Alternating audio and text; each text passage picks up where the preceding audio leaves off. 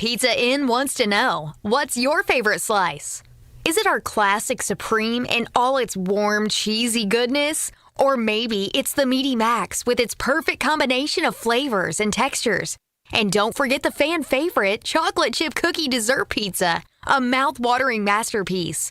Your Poplar Bluff Pizza Inn serves up all your favorites, so no matter what slice you crave, Pizza Inn will satisfy. Pizza Inn, where family and flavor meet. We know the back roads. We know fixer-uppers and the forever homes. We know real estate. We know hard work. And we know how to bring families home. PB Realty, a premier brokerage.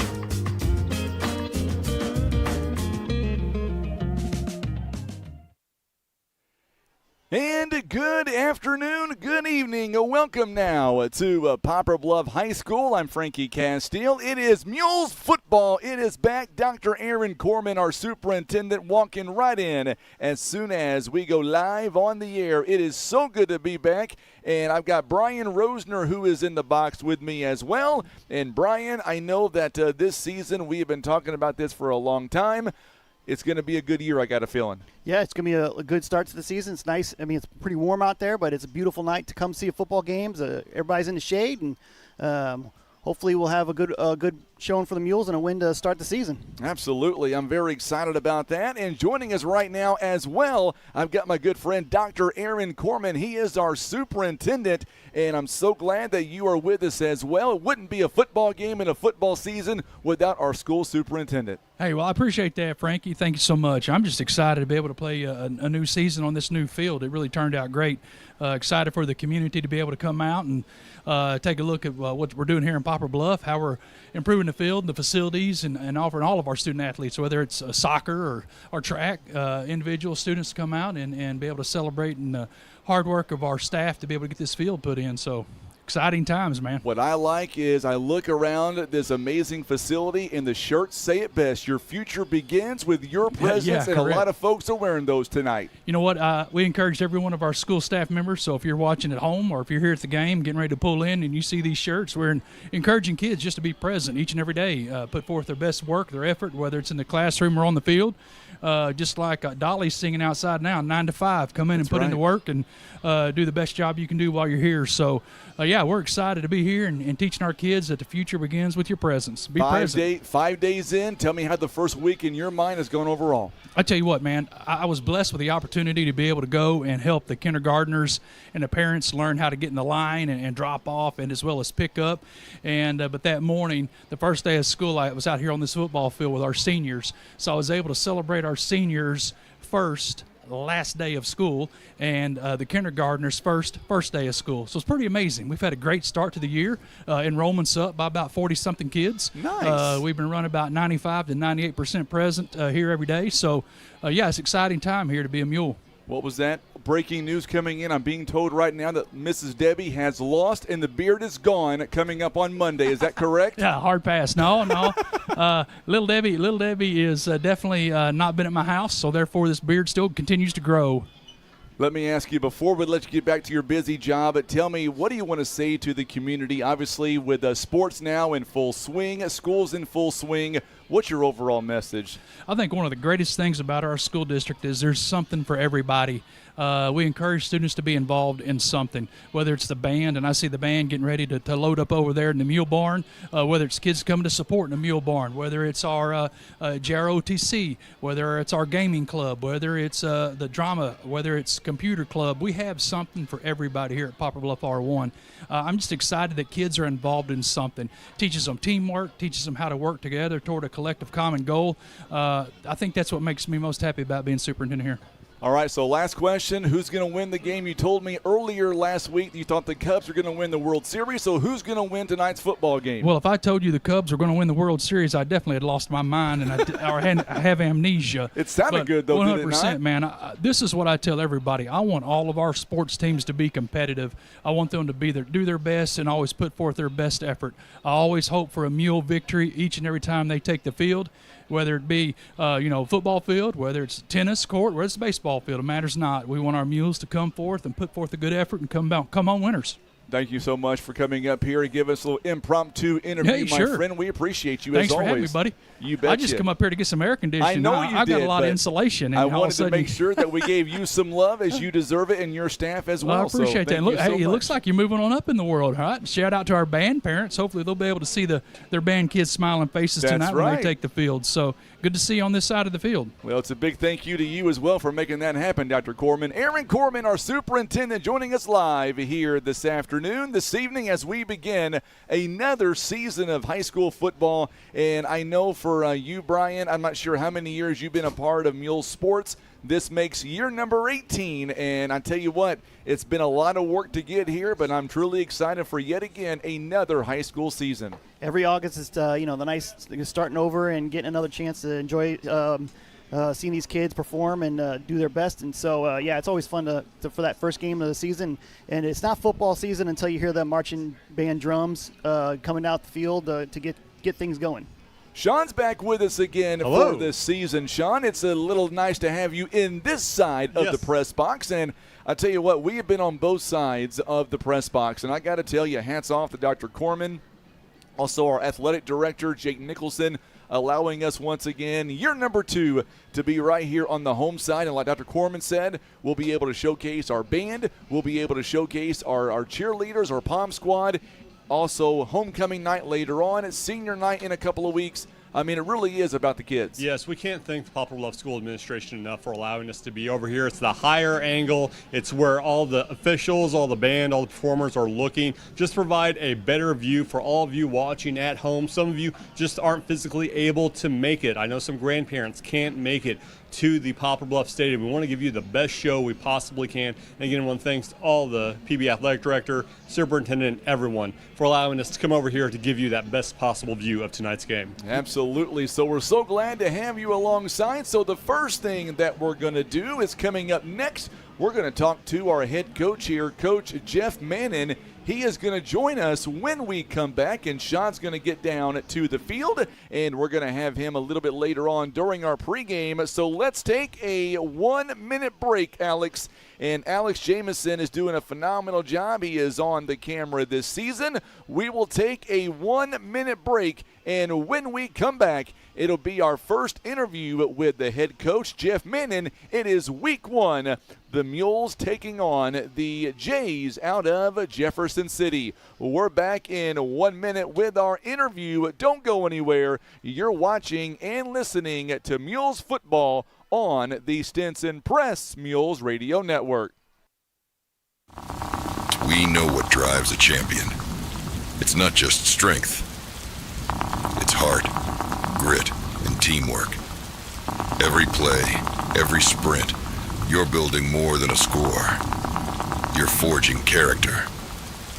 Push past doubt, lift your teammates, and show the world what you're made of. And now, go win that game. Imagine playing sports, reading, or driving without needing contact lenses or glasses. The eye LASIK procedure at Eye Care Specialists could be the answer to help you improve your vision. Call Eye Care Specialists to schedule a free screening. Maverick Glass offers repair of automotive, commercial, and residential glass, including mobile repair services. From a chipped windshield to a custom glass shower, remember Maverick Glass. Thank you for making Maverick Glass the area's leading glass company for more than 30 years. We're back live on the pregame show being brought to you by First Midwest Bank, and joining me right now is the head coach of Poplar Bluff, head coach Jeff Mannon. Coach, here we go. It is season number 2 for you, my friend, at the helm. It is our first game of the year. Tell me how you're feeling. Pretty good, man. Thanks for having me, Frankie. Kids had a really good summer. We did some things in the off season to adjust what we're doing in the weight room, so I think it's helped with some of our agility and some of our injury prevention stuff, and just kind of excited to see what the kids can do. Let's go back to last week in the Jamboree, and I got to tell you, our offense, I believe this season we're going to score some points. Yeah, we got some of the most athletic group of skilled kids that we've had in a while, and sometimes we joke we don't have enough footballs at practice to get it around to the guys that need to touch it. Up front, we're getting better. We still got a lot of growth and a lot of young guys that got to come into their own throughout this season. But no, we're kind of excited offensively to see what we can do. Last week during the Jamboree, I know that we threw an interception, but right after that interception, not one, but back-to-back plays at 35-yard touchdown runs. And I tell you what, this team, they're explosive. Yeah, last year that's kind of what we're missing was home run ball opportunities, and I think we're going to have that now. There's not many kids that are going to touch the ball that don't have the potential to take it to the house. That interception that happened last week, it was just kind of it was one of those things on the script that we kind of planned on it being deeper, and it's not a typical red zone play, and we threw it on the 10-yard line, just didn't have enough room. But no, I think everybody on offense that can touch a football pretty much has the potential to pop at every play. Let's talk about your defense. Obviously, you're a defensive guy, so how good can our defense be this season? Yeah, our defense could be pretty good. We're going to have a lot of kids playing both ways by the time we get to the end of the year. We tried to platoon as much as we can at the beginning of the season, especially because it's so hot. But it's the same thing on defense. We're going to have a lot of young guys that just have to play themselves into varsity shape over time. We're really good in the secondary up front. We've been challenging some guys to get a little more physical and play a little more tougher, and we'll see how it turns out. Let me throw you a curveball here. Let's talk about special teams. How good do we look this season? We got a really good kicker if we can get him to show up. So we split him with soccer. I'm trying to get soccer to ease up their grip on it a little bit on Fridays. I guess playing soccer on Fridays became a thing over the last 5 or 6 years. But no, it's kind of unfortunate for that kid sometimes because I believe he's a D1 level kicker, and if I can just get him out here at most of the football games to get stats for him, I think he'd be really good. But we got a lot of young guys on special teams are going to be flying around like chickens with their heads cut off, trying to make some tackles and stuff. So we'll see how that goes. So Jefferson City making that 5-hour trip down to Poplar Bluff. Tell me first and foremost, what do you know about them? They got a really good running back returning. I believe he broke Jeff City's record for touches last year, ran for like 1,500 yards. Their core group of offensive linemen are back. They're a real physical football team. They want to run the ball. They want to establish the run.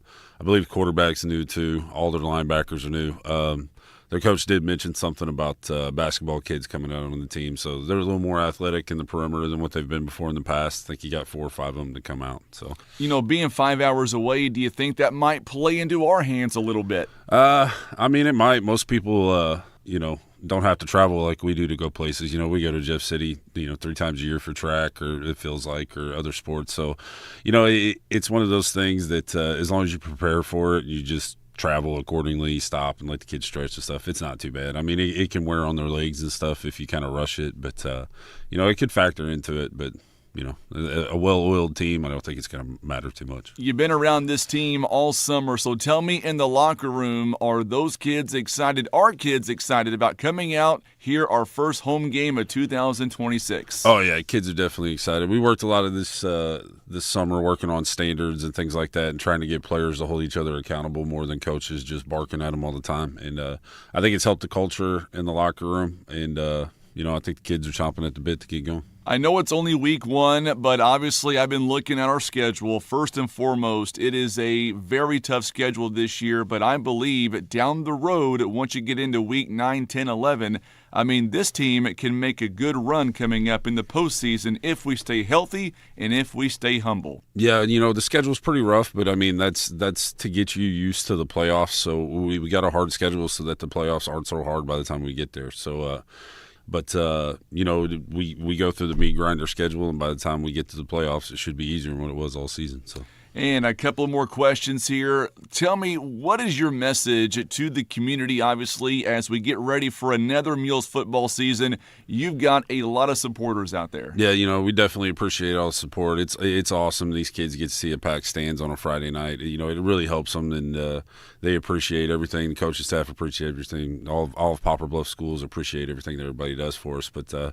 more people in the stands that come support not just football, but the cheer squads is out there, the dance squad, the JROTC, the band, all that stuff. It's awesome to come support these high school kids and help them make those core memories so that they can make it with their families in the future and stuff around this community. So. Last question. To beat Jefferson City, this could be a track meet. If it is a track meet, How do you beat them? You just got to score more points, Frankie. That's the team that scores the most points tonight will win this one. So I love it. Well, Coach, thank you so much for the opportunity. Good luck to you guys coming up. We'll see you guys afterwards. All right, thanks, Frankie. You betcha. Head coach Jeff Manning joining us live here today. It is Mules football. It is the Mules against the Jays of Jefferson City. It is coming up at the top of the hour. Don't go anywhere. Your starting lineups and keys to the game. It is on the way next. You're watching and listening to Mules football on the Stinson Press Mules Radio Network. Your car doesn't care about your schedule. It breaks down when it wants to. That's why Poplar Bluff trusts Christian Automotive and Tire. Tires, wheels, auto repair, field services, and a free rotation no matter where you buy your tires. Because no matter the weather, Christian Automotive's got you covered. Call 573-785-0208 or stop by 2235 South Westwood Boulevard in Poplar Bluff. Shop online at ChristianAutomotive.com. Christian Automotive and Tire, your hometown tire and auto experts.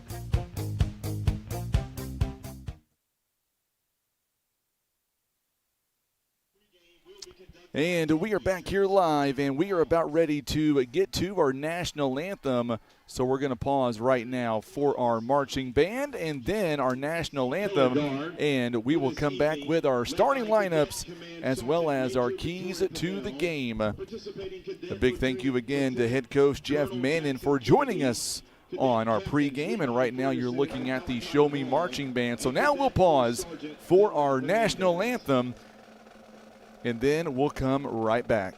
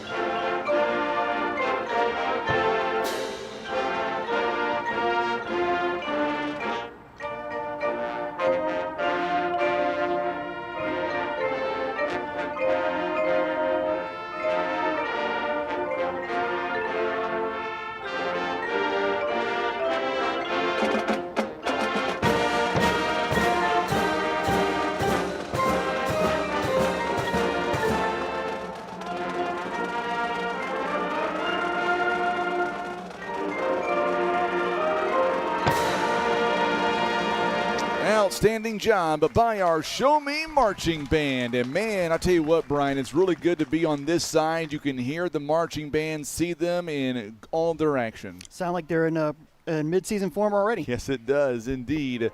We've got our school fight song that they are playing right now. And I tell you what, Jefferson City making the trip down and nearly a 5-hour drive, Brian. So I got to ask you, I look over across the way, and I'm only counting maybe about 8 fans that I can see with the naked eye from Jefferson City. So obviously it is a true home game for the Mules, obviously. I think that plays in our favor. What about you? Well, first game of the season is always the tough one because you don't know really what you're up against. You don't have film for this season, and so there's a lot of unknowns in tonight, especially special teams. We didn't get to do that in the Jamboree. Sure. It's going to be hot. You don't have that full, that summer workout's one thing, but when you get under the Friday night lights, it's a completely different beast. And so, coming to the fourth quarter, if it's close, whoever is in better shape is going to win this game. So hopefully it's a close game, and Mules have done their the work this offseason. We know they have. Let's just put it into play and see if it shows up on the scoreboard tonight. Absolutely, and we are about ready to see the Mules run out of Maximus for the first time this season. I don't know if Sean is down there. Sean, are you down there on the track somewhere, my friend? Yes, I am. I'm right here beside the Maximus, getting ready for the Poplar Bluff Mules to be coming out and get this season started. All right, so Sean is with us on the sideline. He may want to move away from Maximus just because of the interference there. We'll get back to him. There he goes. I appreciate that, Sean. So what are you seeing down there by Maximus here? As you see Devin Ferguson, he is down there wearing number 22, going to lead the way with Old Glory. He'll be leading the way. It seems like the Mules players, Sean, they look to be poised and they look to be confident. Yeah, the Mules are ready. They're getting hyped up. Got 3 flags. We got Old Glory. We got Long Live TS. And another Poplar Bluff Mules flag as they're getting ready to come out and get this started. All right, Sean, we'll have to have you move closer back to where the press box is, my friend. We'll come back to you in just a few minutes. And I tell you what, Brian, we can see the Mules. They look to be ready to go. And, of course, we've got a lot of folks watching from Jefferson City as well. And this team, they coming in 4-6. The Mules coming in 3-7 a season ago. But Jefferson City, they've had our number over the years, that's for sure. Yeah, Mules are 1-13 all time in those meetings that date back to pretty far. And we've been it's been since 2005 since these two teams have met. Yep. And so the one win for the Mules was way back in 1966. So let's see if Mules can get a rare win. You know, in that program. matchup, I think Jefferson City had a big winning streak during that year. It was a huge one. Well, they had their record 71-game win streak snapped like 2 weeks earlier. Yep. And so they were coming off that. It was last game of the season up at Jeff City. It was a snowy, wet day. And we had no playoffs back then. Am I right on that? No playoffs. The Mules were undefeated and finished off that wonderful season with the 9-0 record. And the Mules won 13-0. And I believe they came back in a snowstorm and got a police paraded them down Westwood there. So yeah, that was a proud day for Poplar Bluffs, and that was the only time that the Mules have ever gotten Jeff City's number. And of course, the Jays football program is just one of the most outstanding in the state history with 10 state championships. And these programs are kind of mirrored a little bit. Both coaches are in their 3rd season. Yep. Both coaches have similar records over the last 2 seasons, and both are coming off first-round exits in the districts last year, and so Maximus is rocking. It looks like the Mules are going to come out here. The Mules are about ready to come out. Ferguson is going to lead the way coming up for the Mules. Also, Colt Clifford. Here we go. There's Ferguson, Xavier Jones, and Colt Clifford. The Mules coming out for the first time in 2026. They will do their traditional. The youngsters also running out of Maximus there as well. And, of course, it's all about the youth in Poplar Bluff. The Mules running over to the student section.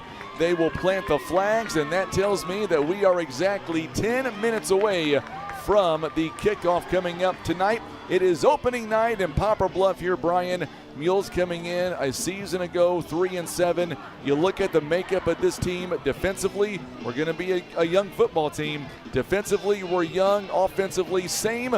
But one thing the Mules do have this year that maybe we haven't had in a few years, and that is their speed and possibly depth. Yeah, the Mules return 8 starters on offense and none on defense. They have some returning defensive players, but they're mostly going to stick with offense this year. So going to get a lot of young guys on the defensive that are getting tested tonight to see if they can step up and make the tackles. And on the flip side, Jeff City is kind of the same way. They got a lot of guys that are returning. They got a running back that had 1,100 yards rushing last year, and they got a really big offensive line. He's a stud coming back too. They got a bunch of big guys up front, and that's kind of their thing that they lean on is their big guys. And the Mules, they have guys returning, so we'll see that we're coming back from last season, and we'll see if those guys have improved and the additions they've made to the offensive line can gel and mesh together early on in the season here and kind of put together something for the offense, because Mules struggled to score at times last year, and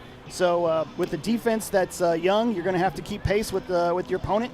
And so then hopefully the Mules can do that on offense, keep the ball away from Jeff City, and see what you can do. We are 8 minutes away from the kickoff coming up here tonight, and let's go back to Sean, who is on the sideline. And Sean, you were down there as soon as they ran out of Maximus, so tell me, what did you see? And from confidence-wise, are the Mules looking relaxed, or what do you think? They definitely are looking relaxed tonight. Players are excited, ready to go here. You can tell the seniors were stepping up, being that leadership that the Mules are going to need this year, because it's the seniors that teach the juniors, that teach the sophomores, that teach the freshmen, that all the way down how to act like a mule. They look relaxed, they look ready to go, and I think they're going to get started here real good in about 7 minutes. All right, Sean, appreciate you very much. So what we're going to do on this 7-minute mark here, let's go ahead and let's take a minute break, and when we come back, we will have much more. We are moments away from the opening kickoff. Matter of fact, let's take a 30-second break, and we'll be right back. You're watching and listening to Mules football on the Stinson Press Mules Radio Network. From little bites to big appetites, there's something for everyone. At Costello's Restaurant in Poplar Bluff, we serve fresh, made-to-order meals that satisfy every craving. From St. Louis-style pizzas to hand-cut certified Angus beef steaks, fresh seafood, and home-style pastas, every bite is packed with flavor. Costello's makes the perfect date night or a meal out with friends and family. Start your morning with our full breakfast menu, available every day. Costello's, where every meal is a masterpiece. All right, so we are back now, and we are coming up under 7 minutes away. We've got the captains coming up for both the Mules as well as Jefferson City, and we'll try to get to our starting lineups here as the game gets prepared to go. Our starters here, our captains, I should say, on the Mule side. Let's go right into it here. We'll go from left to right here for the Mules. It is senior number 10, Colt Clifford. Number 11, Xavier Jones, another senior for the Mules. Number 22, Devin Ferguson, a senior, as well as number 69 for the Mules. That is Preston Ferguson. I would say, Brian, on this opening night, that is a good lineup of captains down there for the Mules. Yeah, Mules have real good senior leadership. A lot of those guys that have been in the program 4 years, and that's not one thing that's got to lead this team is those seniors. Jeff City has a huge senior class with I think 18. Yeah, that's a big senior class. So they're feeling like this is their year as well. So it's a great matchup. These two teams are kind of mirror each other, like I said, and so we get to see what each team's got and get the season started off right. I agree 100% with you. We're going to have a student prayer coming up here in just a few moments. Don't know if we've got some of the captains lined up for the Jays out of Jefferson City. Number 2, Nick Redkay. He is a 6-foot senior. Number 3, Hunter Veith, a 5'8 senior. He is down there as well for the Jays. I believe number 22, Xavier Finney. He is a 6-foot senior. And number 71, it is Ethan Leonard, a 6'3 senior. That's who we believe are going to be the captains on that Jefferson City side. One thing about Jeff City, they don't have an issue with numbers in football, no doubt about it. Yeah, their roster included the freshmen. It is jam-packed. And looks like they didn't bring everybody, obviously. We got to only fit so many kids on those charter buses. They had 2 of them, actually. Well, you got to have 2 charter buses. I mean, it's nice. Yeah, it is. That trip. I remember I think we in 2004 when we went to Jeff City might have had a charter bus. It's a ride we're gonna have to learn about next year, obviously. But it's. I wonder if we'll get a charter bus next year for that. Well, I back sure hopes that we do. So, if we get a charter bus, I might ride the bus up there next year. I'm just saying. So coming up this season, what are you looking for, honestly, with the Mules? Obviously, on defense, very, very young. But you look at this offensive lineup here for the Mules. And for the offensive lineup, the Mules are poised to be quick. Jefferson City, by the way, they want to move the football. They're going to be quick. They're not going to hang around. They want to play super fast. So if you're Coach Manning, how do you dissect that early in this football game? Well, obviously it's ball control. If both teams are explosive, you don't want to give up the big play. Anything over 10, 15 yards, that's no good, no bueno. So you want to make sure those big plays don't happen and make sure that they earn every yard down the field. And so if you can get those punts, you got to take advantage and make sure you take care of the ball. Obviously, no turnovers. Turnovers are the biggest difference in any ball game. So the team that usually makes the most mistakes is definitely going to win or lose. So yes. Mistakes, and that could be missed blocks, missed tackles. the little things that you're not going to show up in the stat sheet, but the coaches will notice, and so we'll hope that limit those, and the team that is ready to play tonight and keeps those first game jitters under control will definitely have that advantage. Well, we are 3 minutes now until the kickoff of the 2026 football season. The captains now walking out toward midfield. And our referees for tonight, the referee is Ben Godwin. Umpire is Chris Rushin. The head line judge is Jim Vaughn. The line judge will be Pat Sarda. And the back judge is Kel Williams. First and foremost, it is a very good officiating crew. We are so happy to have you alongside. We're bringing back Mules Trivia for this season. Brian Rosner, he's got a couple of really good questions that we're going to be asking throughout this broadcast. Also tonight, we want to say a big shout out to Lee Wallace, who is tuning in from Evansville, Indiana. He says, football time. You better believe it. Mary's tuning in. Also, Connie is tuning in, all saying, let's go Mules. We've got a few Jefferson City fans as well. We welcome them into the broadcast as well, because we know that Jeff City, they're going to put on a show for sure. Our broadcast here tonight, it's all being brought to you by the Juice Cafe, one of our newest members this season. Also, Flooring Direct, HMI Fireplace Shop, Day One Chiropractic, Missouri Highlands Healthcare. Also being brought to you by Big Whiskeys, Kent Calton Shelter Insurance, Ozark Total Healthcare, and being brought to you by Baldwin Chevrolet, Costello's, Wind Supply of Poplar Bluff, Maverick Glass, and Little Shellhammer and Richardson.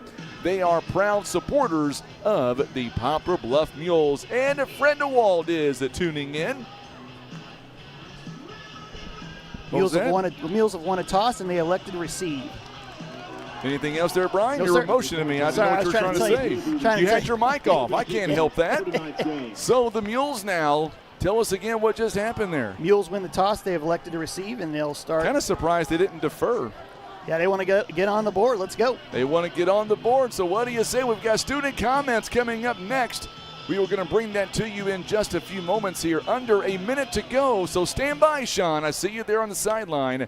We're going to have a student comment here real fast. Our prayer. And then we've got kickoff. Here is our student prayer here this evening. Kat and Lainey Riggins, both juniors here at Poplar Bluff High School.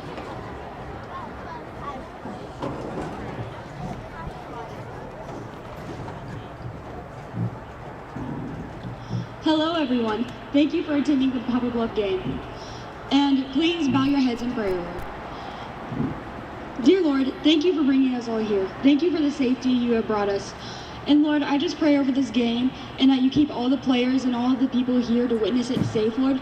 But I also pray that you spread a fire through us, Lord, that we go and spread your gospel within and without.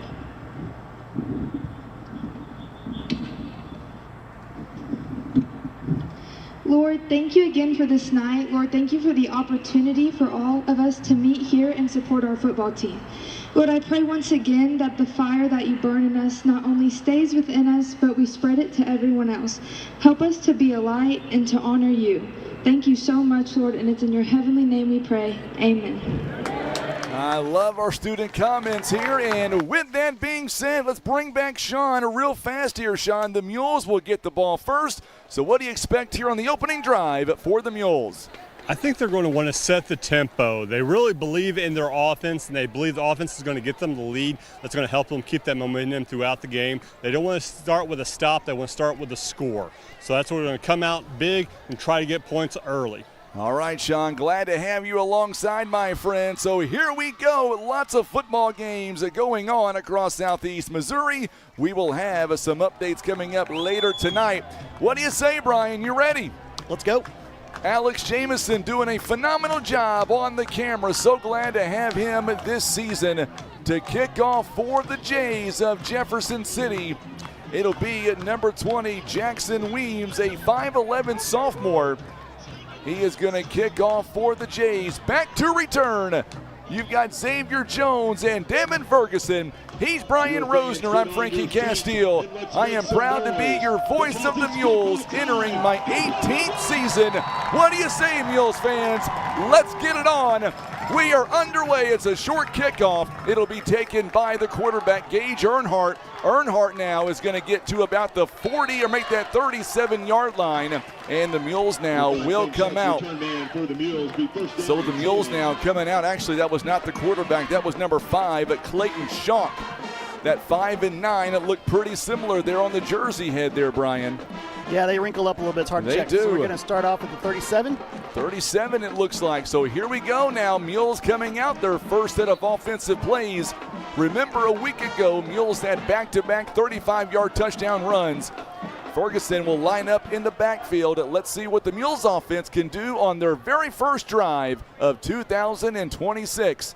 It is a quick handoff. No, it's a quarterback keeper. He will keep it himself, and he'll get tackled near the 42-yard line. Great job there by number 32, Antoine Hill. He is only a sophomore, and he was not going to let Earnhardt beat him by much on the outside. I know that lady right in front of me. I believe she's got a birthday coming up this weekend, Miss C.J. Jameson. Hope she don't mind me saying that. That's, of course, the lovely wife of Alex. Glad to see her in attendance. I think, Alex, she might be here to judge your performance, though, I got to tell you. She may not be here to watch too much other than your video work. There's a handoff to Ferguson. Ferguson cuts outside. He gets a break. He's got a first down. And the Mules on their very first drive, they will have a Larry Hillis Dodge first down. Good block. Big time gain by Ferguson. He is all the way inside Jefferson City territory. He is down to the 47-yard line. That's a big gain on first down. 5-yard gain from the quarterback, 11-yard gain from on the jet sweep. Good blocking up on the edge, and Mules got their first down of the season. They've got their first down, and there is another handoff. This one to the quick Xavier Jones. Jones now a big gain on first down. He gets 9 yards, and he is down to inside the 40 to about the 39.5-yard line. He did a good job of 38-yard line. Seeing that the outside was not there, he cut back inside and gets inside the 40. Another 8-yard pickup. Mules are moving the ball. They are indeed.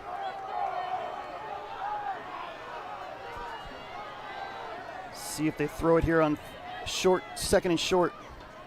So now Earnhardt once again going to hand it off to the Devin Ferguson, the senior, another Larry Hillis Dodge. A first down, and on his second carry, the Mules now will be inside the 35 to the 33-yard line. It's a nice gain by Ferguson. So Ferguson now, another nice run for that young man. He's got 2 carries on the evening so far with 17 yards. Mules 30 yards of offense here to begin just outside the red zone. Now it's 1st and 10, empty backfield. I don't think they're going to throw it here. I was wrong about that before. Now they're going to fake handoff. It's going to be a quarterback keeper. Earnhardt is going to push his way forward. I think he got to about the 31-yard line, so a gain of 2. Good job there by the Mules. They had everybody fooled. Coming in now for the Mules, DeQuaylen McCoy, a sophomore. He is going to come in now for Ferguson. Mules have it on the 32, maybe 31.5-yard line. Nope, they're going to mark him back at the 32-yard line, so it's going to bring up second down in about 9. Now is the read option there where he pulled the handoff, and unfortunately the missed block maybe wasn't able to spring the run there, but he did get back to the line of scrimmage. It's going to be a handoff to McCoy, and this time they were all over him. Boy, that was a great job defensively there by the Jays. At number 99, Taryn Byers. He was right in on the tackle. Make sure and hit that share button for us. Let us know where you're watching from, whether you're watching from Jeff City or Poplar Bluff. We want to hear from you. Got a chance to talk to Ed Fredewald earlier today. He was telling me all about those big rival matchups here back in the 60s between Jeff City and Poplar Bluff. He is watching from Jefferson City. Glad to have him alongside. Brings up our first 3rd down of the season. It's 3rd and 12. big play here for the Mules. Mules going to throw. This one's going to the outside. It's caught. It is caught by Kingston Kennedy. And my goodness, that is a Larry Hillis Dodge first down as the Mules now are inside the Costello's red zone for the first time this season. Big time play on third down, 1st and 10, 18-yard line. Good pitch and catch there on the sideline. Kept it in bounds, cut back inside, picked up some extra yardage there. They absolutely did indeed. It is 1st down and 10 for the Mules. Big crowd on Facebook and YouTube on week number 1. There is a handoff. This one goes back to McCoy. McCoy is not going to get much. McCoy is not going to get a whole lot. Looks like they marked him at the 18. Yeah, I don't think he got it. No game. David Hanley is tuning in. He's at the Potosi St. Clair ball game. Glad to have you alongside Mr. Hanley. So 2nd down, Ferguson back in. He'll be the running back here. Mules have pounded it. Only one passing play so far this drive. It has all been on the ground. Ferguson cuts in the middle. Oh my goodness, what a great shot that was. He is down to the 10, and that's going to bring up 3rd and about 2. Boy, Ferguson seen the play develop and ran right around the defender and gets right to the 10-yard line. Big time gain for the Mules. Yeah, Devin's already in three carries and is averaging 8.3 yards, so you definitely running downhill and picking up some yardage. Mules knocking on the door here, see if they can. This is one of the issues they had last year, was finishing drives inside the 20. We're inside the Costello's red zone. J.J. Lemon, appreciate you, my friend. There's a pass out to Colt Clifford, and the Mules are going to get close, and it is not going to be a touchdown all the way to the 1-yard line. It is a Larry Hillis Dodge, 1st down. Boy, Clifford was so close of getting the Mules inside the end zone. And now Xavier Jones is coming in. $5 says he'll run this in for a touchdown. What do you think? On the doorstep, just run it in and get those points on the board. He's going to try to give the Mules their first points of the game and B of the season. Ferguson is lining up in the backfield. They'll give it to him, and he will punch it in. Touchdown, Mules!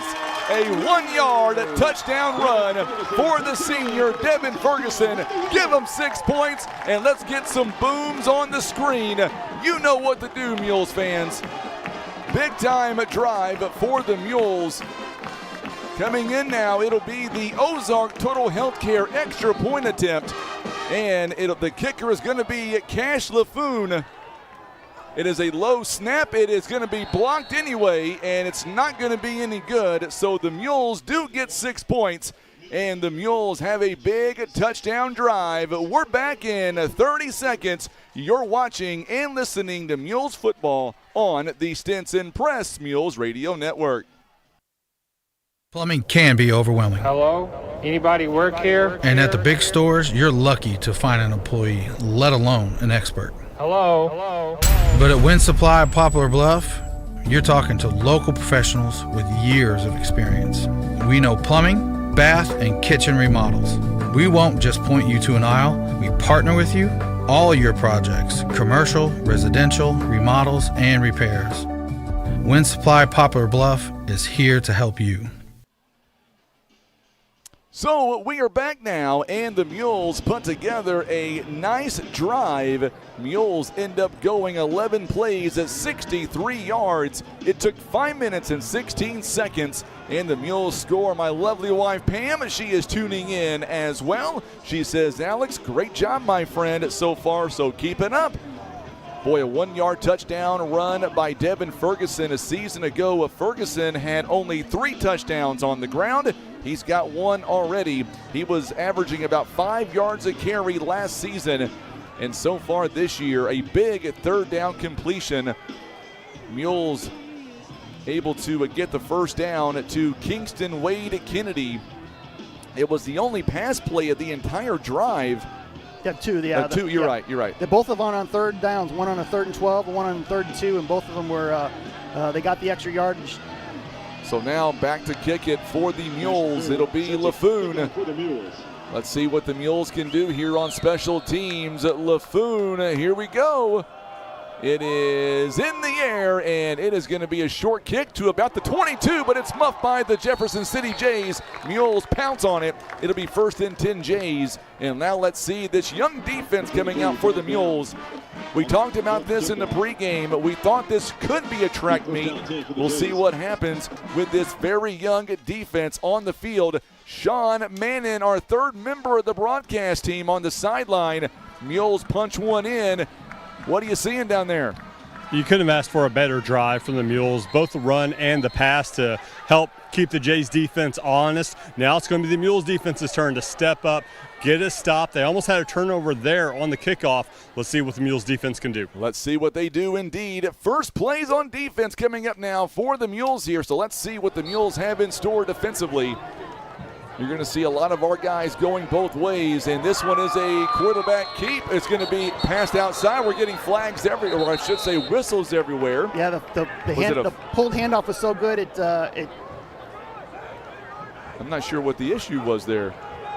In Jefferson City, they're the same way. They're kind of looking like what just happened. Either they blew. I think. Well, either the referee didn't see the ball getting pulled. They blew it dead. I know that. So it's going to be 1st down and 10, so that play won't count. Yep. A little bit of confusion here on the first night. Yeah, it was tough because the referee was on the opposite side of where the handoff was, and he did a great job of selling it, that's for sure. Yes, he did. 1st down and 10. So now we'll redo it. There is the handoff. This one is going to their running back. That one is Xavion Finney, the 6-foot senior. He weighs 185, and let me tell you, that's all muscle. Now a flag drops. Mason McCraig, number 6, Graham Spain, in on the stop for the Mules. Flag on the play. There's a flag coming in very, very late. Or is he going to pick it up? Nope, it's going to be against the Mules. Unsportsmanlike conduct. It's going to be unsportsmanlike conduct. So that's going to give the Jays a 1st down here, Brian. Something the Mules don't want to do is give them 15 yards at the end of that run. Yeah, those big 15-yarders, you don't want to see that. So Morgan McIntosh is tuning in. Debbie Paget is tuning in as well. Austin Jefferson, the junior high team, got their first ever Gatorade game tomorrow night. We wish them all the best. There is a handoff. This one, oh, what a good move there by Tanner Wingrath. I thought he was going to cut back upfield. The Mules defense standing firm, and he'll lose about a half a yard when it's all said and done. Tanner Wingrath, a 6-foot senior. And at Jefferson City, they are on the move. They are not wasting any time. Now we get some extra whistles here. Yeah, we have water breaks middle of the quarter. Yep, water break now with 5:53 to go. So let's step away for 30 seconds. We'll have our own water break. It is a 6-0 score. Mules lead. We're back in 30 seconds on the Stinson Press Mules Radio Network. Welcome to Ozark Total Healthcare. Here we understand that every family's healthcare needs are unique. Whether you're looking for primary care, behavioral health, physical therapy, or hospice care, our compassionate team is here to support you in every stage of life. Plus, our comprehensive pharmacy and medical equipment service means you can find everything you need right under one roof. Remember, at Ozark Total Healthcare, it's one call, one team, one solution. Visit ozarktotalhealthcare.com or call 573-686-5510 to learn more. So the Mules now leading at 6-0 with 5:53 to go here in the first quarter of play. Offensively, Mules were clicking. Defensively, Mules give up a big penalty, Brian, and now the Jays have a 2nd and 10 just outside of the Mules territory. Yeah, just got to put that play behind you, and try to get a 4-and-out here. It's 2nd and 10, so just 2 more plays. Here we go now. Here is a passing play. Good pass. Did he drop it or no? He touched it. I believe his knee hit. Yep. It's going to be a pass to DeMonte Miller, the 6'2" senior. It's going to be 3rd down and manageable here coming up for the Jays. And I believe the Jays, they're going to be moving here 4-down territory. Max Stackman is the quarterback, a junior quarterback. He is back to throw. He is going to lob it over the top, and it's caught, and it's going to be a Jay 1st down. And, boy, it's going to be a sprint now. Good job by the Mules. able to wrap him up. It is Xavier Finney, and that's going to be a first down for the Jays inside the red zone. Jays not wasting any time. 5:21 to go in the first quarter. There's that big play, 36-yard pickup. Big time, and they're going to go right back to the running back, and this one brought down by the Mules. Good job there by number 21, Chris Timothy, the junior. But now it's going to bring up, and look how fast Jefferson City is going. They are wasting no time. Finney again in the backfield. He is going to go up the middle, and this time he's still going. He's got about 5 Mules on him, and he will drag them all the way to about the 1-yard line. Boy, 3rd and goal coming up now. Actually, it might be first and goal. It's going to be right on the line. Right on the line. He is 185 pounds, and they're going to measure that. I was going to say they may bring out the sticks here to measure, but nope, first down.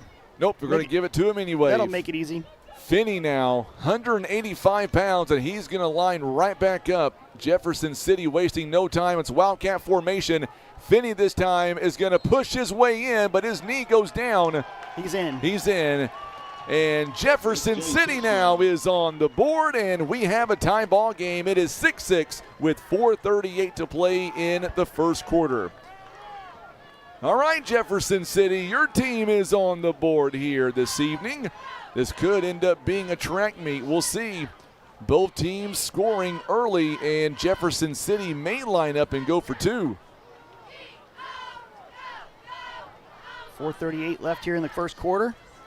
I believe they're going to go for 2. Nope. That's the old swinging gate. They're 20 is their kicker. Yep. 20 is their kicker. That is Jackson Weems.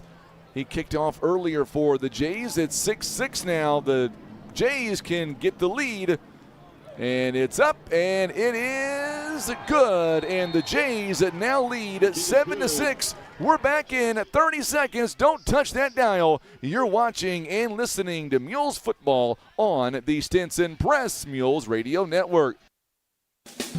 Every town needs a shop like Kevin's Auto Repair and Tire. Honest, reliable, and right around the corner. Kevin and Dora treat every customer like family, offering AC service, alignment, suspension work, brakes, tractor tires, and more. Need a tow? They'll come get you. At Kevin's Auto Repair and Tire, they take care of the community with fair prices and solid repairs. Call 573-840-5053 today. Kevin's Auto Repair and Tire on Cravens Road in Poplar Bluff. Well, the Jays, they have their own touchdown drive here, Brian. It went 6 plays at 72 yards in 2 minutes and 6 seconds, and that was it. Yep, big penalty to give him 15, and then a 36-yard pass and another quick pass on third down for 6 yards. I'm sorry, that third down pass was for 36 yards, and then 3 quick runs, and they're in the end zone. So now Weems will kick it off again for the Jays, and this one is another short kickoff. It'll be taken at the 20-yard line by Ferguson. Ferguson is going to be backpedaled to about the 33-yard line, and that's where the Mules will take over. All right, let's go ahead now, if you don't mind. If you don't mind, Alex, and let's do our first trivia question of the season. What do you say? Bring that bad boy up on the screen. The Mules are 1-13 all time against Jefferson City, with their lone win coming during the Poplar Bluff's undefeated 1966 season. It was a 13-0 win. What I want to know, how many teams did the Mules shut out during that season? Was it 1, 2, 4, or 6? Let me know your answers right now in our video chat, and you'll be up for grabs to win a gift card from Big Whiskey's for $50. We will have the answer a little bit later on here in the first half. Earnhardt, he gets some space, and that is a quarterback keeper. He'll be near the sticks, maybe a yard shy, and we do have a Mule player on the turf here. He is not getting up. I believe that is number 74, Drew Cleveland, and that could be big for the Mules. Let's go down to Sean Mannon, who was on the sideline there, Sean, and what can you tell us right now? Not for sure. It doesn't look like he's moving either his hip or his leg. I think it might be his right knee. that is giving him problems. He's now turning back over. Don't want to speculate too much, but it does look like the athletic trainer is looking at that knee right now. Yep, and so we're going to keep him in our thoughts. Hopefully he's able to get up and walk off the field. All right, we'll come right back. Let's take a 30-second break, Alex. We'll be right back here. Mules injury timeout. We're back in 30 seconds. You're watching and listening to Mules football on the Stinson Press Mules Radio Network. Struggling to find that perfect gift for that person who has everything? Find unique treasures at the gift chest. At Whitworth's Gift Chest Jewelers, we have over 6 decades of expertise bringing you unique and beautifully crafted jewelry, gifts, and one-of-a-kind artwork. We are locally and family-owned, and we also offer custom creations, jewelry repairs, and we buy scrap gold, silver, and platinum. Let our family take care of yours. That's Whitworth's Gift Chest Jewelers, where Walmart is next door to us in Poplar Bluff.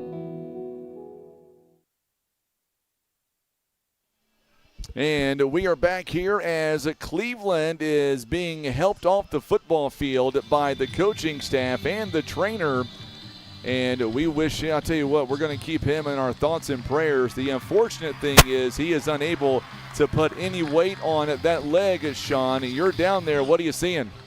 Yeah, he's coming off. He's putting no weight whatsoever on that leg. So they're going to get him looked at here on the sidelines. Hopefully it's something that, he can work through, but our thoughts are with him right now as he bring him off the field. All right, so thank you so much, Sean. Stand by. We'll get back to you in just a few moments here. So for the Mules, it is second down and short. And let's see here what the Mules have in store on this down. It'll be a handoff. This one goes out to Ferguson. Ferguson skips away from one tackle. He'll miss another, and that is a Larry Hillis Dodge, a first down. That's called juking at the best opportunity there, my friend. And the Mules able to get back to first down yardage here. And for the Mules, Ferguson getting away from multiple tackles, and he is already inside of the 50-yard line, already in Jays territory. Did a good job fighting for that extra yardage. Yes, he did. First and 10, and now they're going to hand it off to Jones. Jones now going the other direction. He's got a blocker in front. And he's got, I believe, another first down. We'll see where they mark him down. It is another Larry Hillis Dodge. First down. This one is Xavier Jones. He needed 10, and he got 10.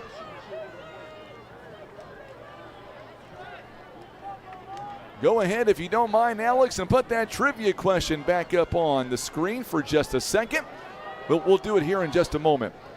Mules now trying to go a little bit fast themselves. We'll put that trivia question back up on the screen. Ferguson lining up beside. Now they put a man in motion. Going to be a fake handoff, and this time the Jays said, I got you. That is Divine Nakocha is going to be the first man to make the stop, a 6'1" senior. He read that one beautifully. It was a fake handoff to Lee Hughes, the sophomore, number 47. Of course, Lee's dad, one of our amazing first responders, a highway patrol officer. He is also on the coaching staff for the Mules. You ever met him, Brian? Oh, yeah. Don't make him mad. No, sir. No. I won't be challenging him to a fast run. I can promise you that. A very quick guy. There's a pass out to Xavier Jones. Jones got away from one blocker. He is still on his feet inside the Costello's red zone. And that is another big first down. Mules doing a great job on that second effort all the way down to the 18-yard line. 2:25, or make that 2:56 to go here in the first quarter. It is a 7-6 ball game. Jeff City leads by 1. 21 yards there on that run, that pass, but that was sprung by Kingston Wade Kennedy on the block on the outside, and got another on the inside. I couldn't see the number, but yeah, good job blocking for the Mules on the outside to get that big first down. So now Quaylen McCoy is going to be. It's going to be a Gage Earnhardt slips away. How in the world did he get away from that? A little high snap, was able to avoid the. That's going to be a Larry Hillis Dodge first down. Now it's first and goal now for the Mules. That's getting something out of nothing right there. Yes, it was. Mules doing everything they can. They are working it inside. They are inside the 10, down to the 7-yard line. It is a 1st and goal inside the Costello's red zone. Mules looking to go 2 for 2 tonight on touchdowns. Earnhardt, empty backfield. This one's going to be a pass outside to Hughes, and he was popped the moment that he caught the football. Incomplete. Antoine Hill, the 5'9 sophomore, he saw lightning, and as soon as Hughes made the catch, he was popped dead in his tracks. And that's one of those where it could have been a lot worse. Yes, it could have. But, he's... And now Xavier Jones going to come back in. Jaden Williams will come out. So now Williams, or make that Xavier Jones, is in. He'll line up in, I believe, a wide receiver spot here. Oh, no, it's going to be a Wildcat formation. Just like Jeff City did a moment ago. Xavier Jones inside the 5 and touchdown! Mules do it again. Xavier Jones, 7 yards out, and the Mules are back up on the board. They lead at 12-7. Let's get some more booms to come in now on social media. What do you say, Mules fans? Mules now lead at 12-7 on the Wildcats, same as Jefferson City did on their first drive. The Mules did the exact same thing. I think we line up in this situation and go for 2. Yeah, you got to go for 2 here to catch up. Again, Mules did a good job of taking care of business in the inside the 10-yard line. Let's see if they can do it here on the 2-point conversion. It is the Ozark Total Healthcare extra point attempt. This will be a 2-point conversion try. Earnhardt gets some space, and he'll walk it in, and the Mules gain 2 more. And now the Mules are on top by a touchdown. We're back in 30 seconds on the Stinson Press Mules Radio Network. Big Whiskey's isn't just another steakhouse. It's an American restaurant for the family. It's a place to celebrate wins and eat wings. A place to talk about accomplishments and share appetizers. A place where the whole family can find something they like. From burgers and tacos to salads and seafood or wings, wraps, and tenders. Good days, bad days, or big days. Big Whiskey is there for you. Big Whiskey's on Oak Grove Road in Poplar Bluff.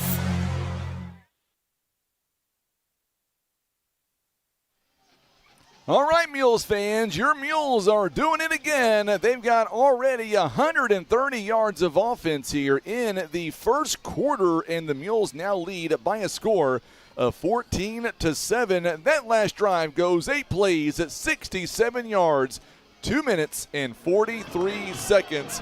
Still have 1:55 to go here in the first quarter. Woo, buckle up. Yeah, no doubt. Buckle up indeed. LaFoon kicks it off. It's a line drive. This one it's going to stay in bounds. Good job. It is taken at the 9-yard line. Oh, what a hit. What a hit by Drake Johnson, the senior. And terrible field position for the Jays, and they will start 1st and 10 on their own 20-yard line. All right, Sean, you were down there on the sideline. Obviously, Cleveland got injured a few moments ago, but the Mules rallied, and they were able to take that last drive, 8 plays at 67 yards, to cap it off with a 2-point conversion. And they were able to do it in multiple ways, both in the air, on the ground, and going both sides of the field. Excellent thing for the offensive coaches for Poplar Bluff to see Poplar Bluff being able to execute so well all the way around. Jefferson City now. Oh, what a good job there by the Mules. Mules had 2 defenders in there. Lee Hughes also in on the tackle for the Mules. That was number 89. Nope. Not sure who the other man was there for the Mules. 98, rather. I'm sorry. That's going to be Mason McCraig is down there making a big stop. And boy, McCraig, only a sophomore, Brian. He's a handle for sure. They got in there quick. That was good to see. And a 4-yard loss brings up 2nd and long. Now a passing play, the Mules over the top, and this one is going to be caught. I'm not sure how in the world he caught it. Good job there by the Mules. Alex Perside. Number 2, Alex Perside. Perside with the stop. I mean, he had to go up and over to hang on for dear life, and quickly 3rd down and about 9. And they got the 4 yards back, so it's 3rd and 9.5. You're just trying to be generous. Well, he spotted at 20 and then moved a little bit over. There's going to be a handoff. This one, good job there by the Mules. Absolutely, once again, Drake Johnson making the tackle on Haley. Drake Johnston for the Mules. And that's going to bring up a punt, I believe. Yes, sir. Our first 3 and punt of the season for the Mules defense, and it comes at a great time to get some momentum going here. It does indeed. And they're going to get some pretty good field position because they're going to be Jeff City's punting from their own 22-yard line. Make sure and hit that share button. Let us know where you're watching from. We've got a huge audience here on week 1. Back to kick here is Max Stackman, the quarterback. And Mules have a defender back. This one is high. It's going to be kicked. It's going to get a bounce here. Oh, they got a Jeff City bounce, yep. It sure did. It'll be downed by Jefferson City, Hunter Veith, the 5'8 senior, and the Mules now will have it all the way on the 33-yard line. That'll be the end of the quarter, too. It is. It is the end of the first quarter, so we'll step away for 60 seconds. Mules lead by a touchdown. You're watching and listening to Mules football on the Stinson Press Mules Radio Network. At Baldwin Chevrolet, teamwork is what drives us forward. From sales to service, we go to bat for you. When it comes to prices and experience, we kick the competition to the curb. From shooting your shots to scoring touchdowns, Baldwin Chevy Cadillac's the place to be. Proudly supporting Poplar Bluff and our community for over 45 years. Go Mules!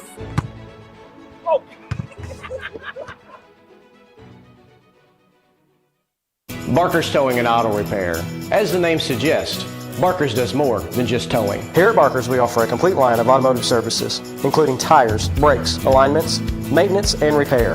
And for our car enthusiasts, you'll enjoy our speed shop for quality performance parts. We are locally owned and look forward to earning your business. And for those times that you need a tow, Barker's Towing is available 24/7 for all of your towing and auto recovery needs. It's Barker's by request, 573-785-7811. And we are back now, the start of the second quarter. Sean Manning, do you have an update for us on Drew Cleveland down there? Yeah, they have ice on his right knee right now. Officially, he is questionable to return. We're hoping to wait and see if some of the swelling goes down, if he's going to be able to get up and put some more pressure on it, but that's currently where we're at right now. All right, thank you so much, Sean. Appreciate that. We'll watch Mr. Cleveland very carefully, and there is a handoff to Clayton Schock, and Schock now is going to get to about the 35-yard line, so a gain of about 2 yards, and it'll bring up 2nd down and 8 for the Mules. Mules, their 3rd possession here on offense. They are 2 for 2 right now with 2 touchdowns. Let's see if they can make it 3 for 3 in this game. Also, don't forget about our trivia is going on as well. We've got a gift card from Big Whiskey's of $50 to be exact.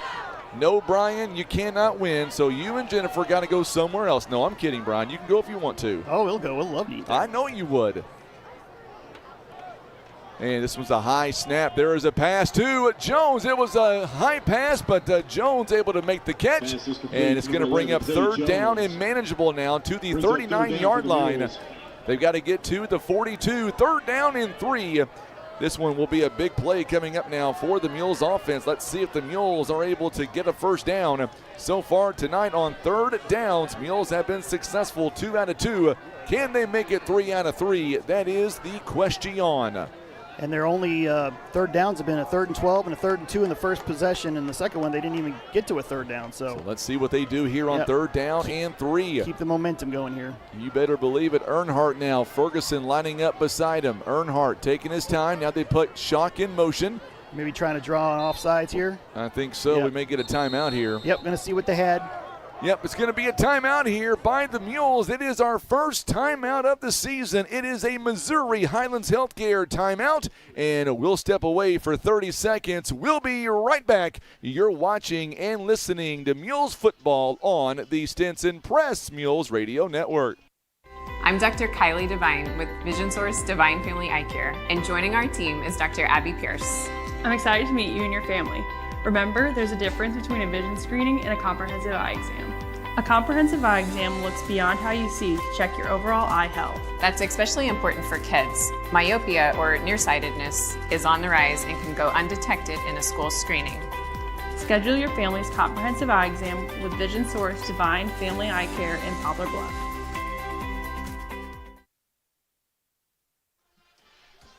Mules football is proudly presented by First Midwest Bank, Kennedy Robbins, Yarborough and Hinton, PB Realty, Whitworth Gift Chest Jewelers, and being brought to you by Divine Family Eye Care, Vision Source, also Pizza Inn, Barker's Towing and Auto Repair, Wolf Creek Power Sports, Christian Automotive and Tire Eye Care Specialist, Larry Hillis Dodge, Air Solutions, Farm Credit Southeast Missouri, and Kevin's Auto Repair.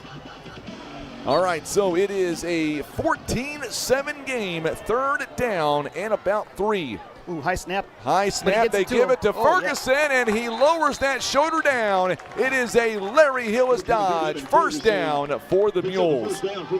Boy, that could have been disastrous, but Ferguson, he's got the experience and the toughness. Mules have it 1st and 10 on their own 44-yard line. Yeah, did a good job of getting that high snap and then down to the handoff because Ferguson was charging ahead, went straight up the middle, was able to power his way into a first down. Mules inside at their own 44-yard line here with 10 minutes left in the half. Coach McLevain is tuning in, one of our Mules assistant coaches on baseball. There's a pass, and nearly caught by Clifford. He thought he was held on to. It's going to bring up incomplete 2nd down and 10, no flags. I got to be honest, Mules fans, I think it was a good no call. I think the defender did a great job all the way around. I know Clifford thought he was held, but good no call. And it'll bring up 2nd down and 10 for the Mules. Yeah, and Earnhardt had some pressure coming on his backside. He could probably feel the defender coming down and breathing on his neck. He got rid of it. Sailed just a little bit too high on him so that Clifford couldn't get up there. But boy, if he would have made that catch, it would have probably broke for 6. That would definitely have gone to the house because he was broke free there. Now 2nd down and 10. Earnhardt going to get hand off to Ferguson. Ferguson is going to keep his head down, and he'll get inside Jays territory. Or are they going to mark him a little bit shy right at the 50-yard line? And it's going to bring up 3rd down and 4. Mules got to go 4 yards now. So far tonight, Mules are 4 out of 6 passing-wise at 51 yards by Earnhardt. It has been the ground game at 97 yards so far with 9:30 to go here in the first half. Yeah, both teams are averaging 6.2 yards a snap. So the difference right now is the Mules were able to force that punt. Now that Jeff City's trying to answer with one right here. So now they put Xavier Jones in motion at 3rd down and 4. Jefferson City on it. Now Jones gets a break, and he'll be pushed out of bounds. 4th down coming up. So what do you do if you're the Mules here? Do you punt the football away or go for it on 4th down and about 2? And it's going to look like a long 2, maybe 3. Yeah. So they're going to actually 4, maybe. It's 49, so they only gained 1 on that. It's going to be 4th and 4, or 4th and 3 rather. And looks like they're going to line up to punt here. Yeah, you got to punt. Play the field position, pin him back there, and. So now Coach Clifford is back to punt for the Mules. Back to return is a Tanner Wingrath for the Jefferson City Jays. And this one is a good kick. This one's going to go inside. No, it's caught by Wingrath, and he will be stopped by Clayton Schock. And he'll be just shy. No, they're going to say 21, 22-yard line. Which one is it? Looks like they're going to mark him back at the 20-yard line. Dylan Bratcher is tuning in. Boy, I miss Dylan playing baseball for Poplar Bluff. Glad to have you alongside, my friend. It'll be baseball season before you know it. I guess it already is in some classes. That's right. Some high schools, yeah. They've got fall seasons. Big crowd watching us, well over 100 right now up on Facebook, our YouTube channel as well. Big crowd, well over 200 on YouTube. So glad to have you alongside. There's a handoff. Good job there by the Mules. Mason McCraig again. How many guys does it take to bring down their running back? This guy is quick and strong. My goodness. That's why he's 1,100-yard rusher last year. He had Xavier fights for everything. Yes, he does. What a battle this young man is doing already. He's got 4 carries on the night. I've got 5 carries, by the way. I haven't added that last one yet, sorry. I'm still in first game mode here. No, I get it. 19, so he lost a yard there. He did. How many yards do you have him for? 5 carries for 7 yards and a touchdown. Who ran that one? I missed it. No, it was Finney. 22. Yep. Trying to Quick catch third down. Third down at about 5 now. They've got to get to the 30-yard line. Let's see what they do on third down. They're going to fake the handoff. This time the quarterback, and they blew it. They blew it dead. Nope, they did not. They did blow it dead. I heard an inadvertent whistle, but it didn't. They're going to go to the house and score. What are they going to do? They blew the whistle. And I believe we'll wait and see. It's a touchdown right now, but the officials, they're going to talk about it. Yeah, there was a whistle thrown, or a whistle blown, I should say. And Jeff City fans, like two inadvertent whistles on us. It's just they're going to bring it back. They're doing a great job of hiding the and it's the first season for the officials, our first game for the officials, not first season. It is. This is an experienced crew. Boy, the coaching staff, and I got to tell you, Coach Thomas, he's got a legitimate gripe. That is twice now that's happened, and this one will cost them 6 points because the Mules, they heard the whistle, they stopped, and it cost them 6. Coach Thomas has to be restrained by his own players to get off the field. And he is still letting the officials have it. And I would be upset too, obviously. Oh, absolutely. But if you hear a whistle, you got to blow it dead. And I'm not sure where the whistle came from. I heard the whistle in the crowd mic. I'm going to go to Sean, who is down below. And Sean, you're on the field. Did you hear that whistle as well? Yeah.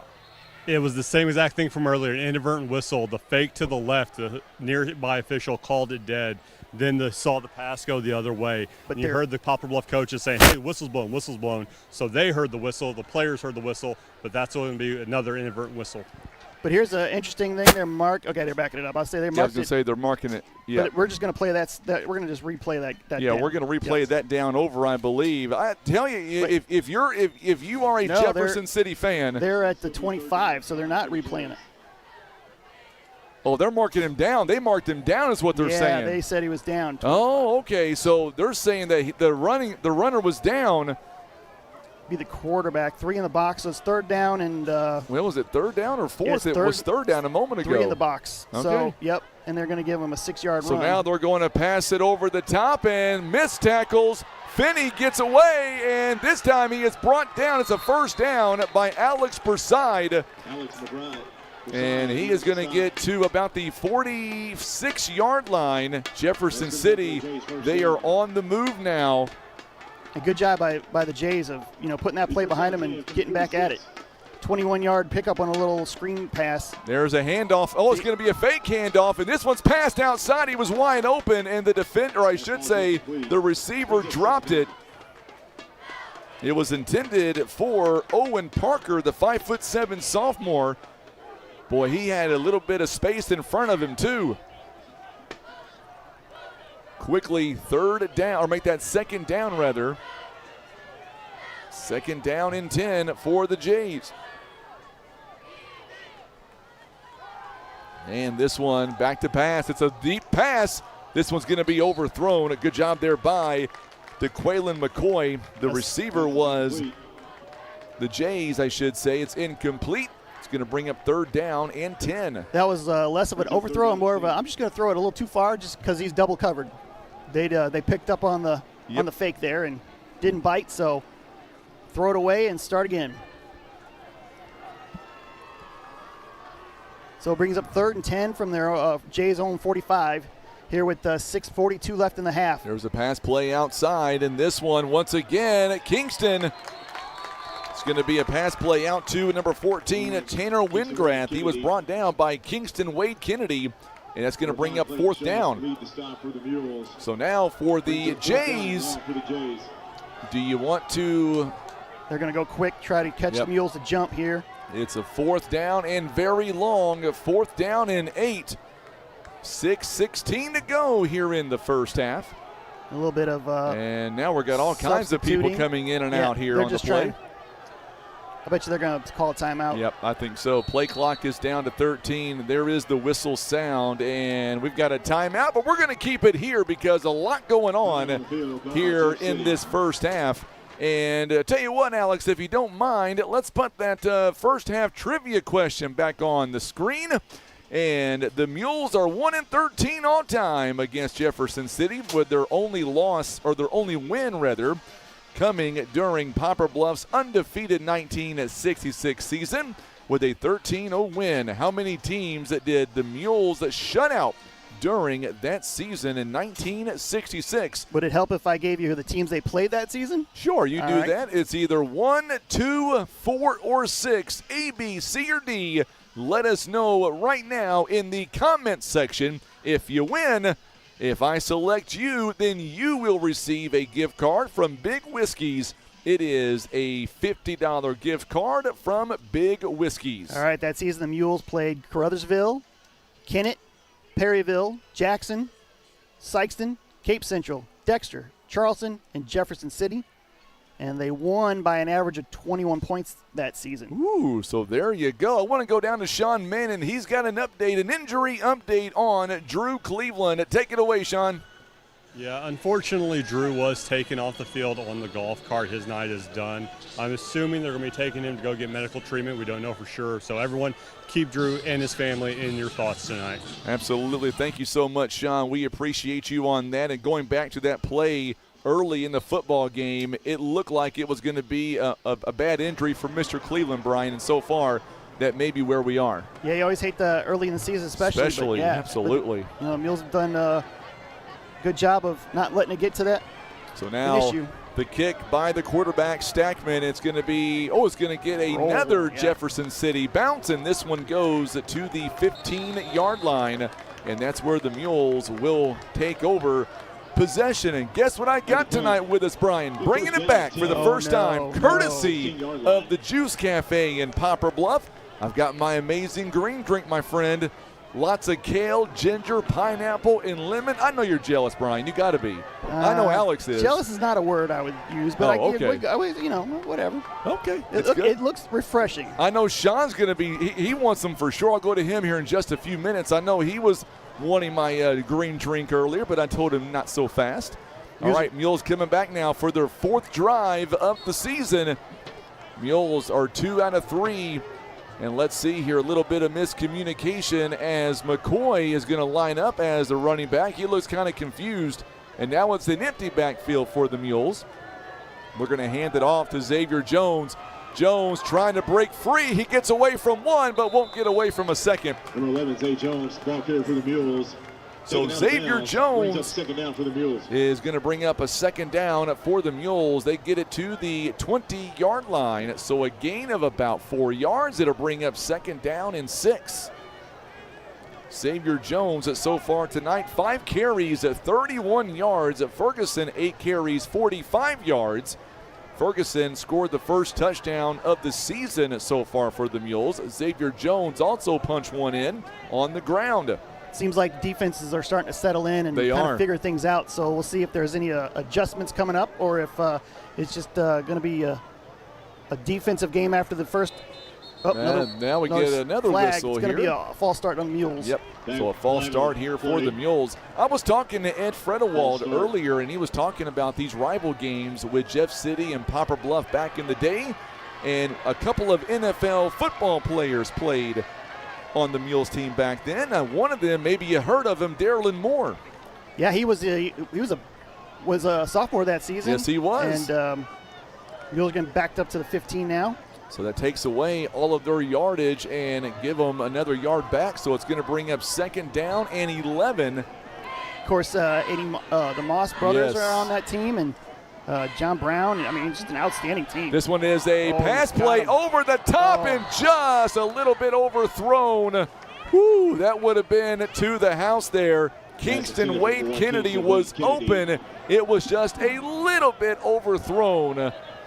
And that one could have been 6 more points here for the Mules. That's 2 times now the Mules have had an open receiver and just a little bit overthrown. Yeah, it looks like Jeff City's kind of loading up the box against the run, and so the Mules are going to try to get some one-on-one opportunities and take advantage of them. And if they can connect on one of those passes here, that'd be a big play. But There's another handoff. This one to Jones. Xavier Jones gets away from a couple of tackles. Stepped he out, did though. Drop the ball going out of bounds. And it's going to bring up fourth down and about 5. So obviously, more than likely, they're going to be punting it here. Absolutely. Fourth down for the Mules.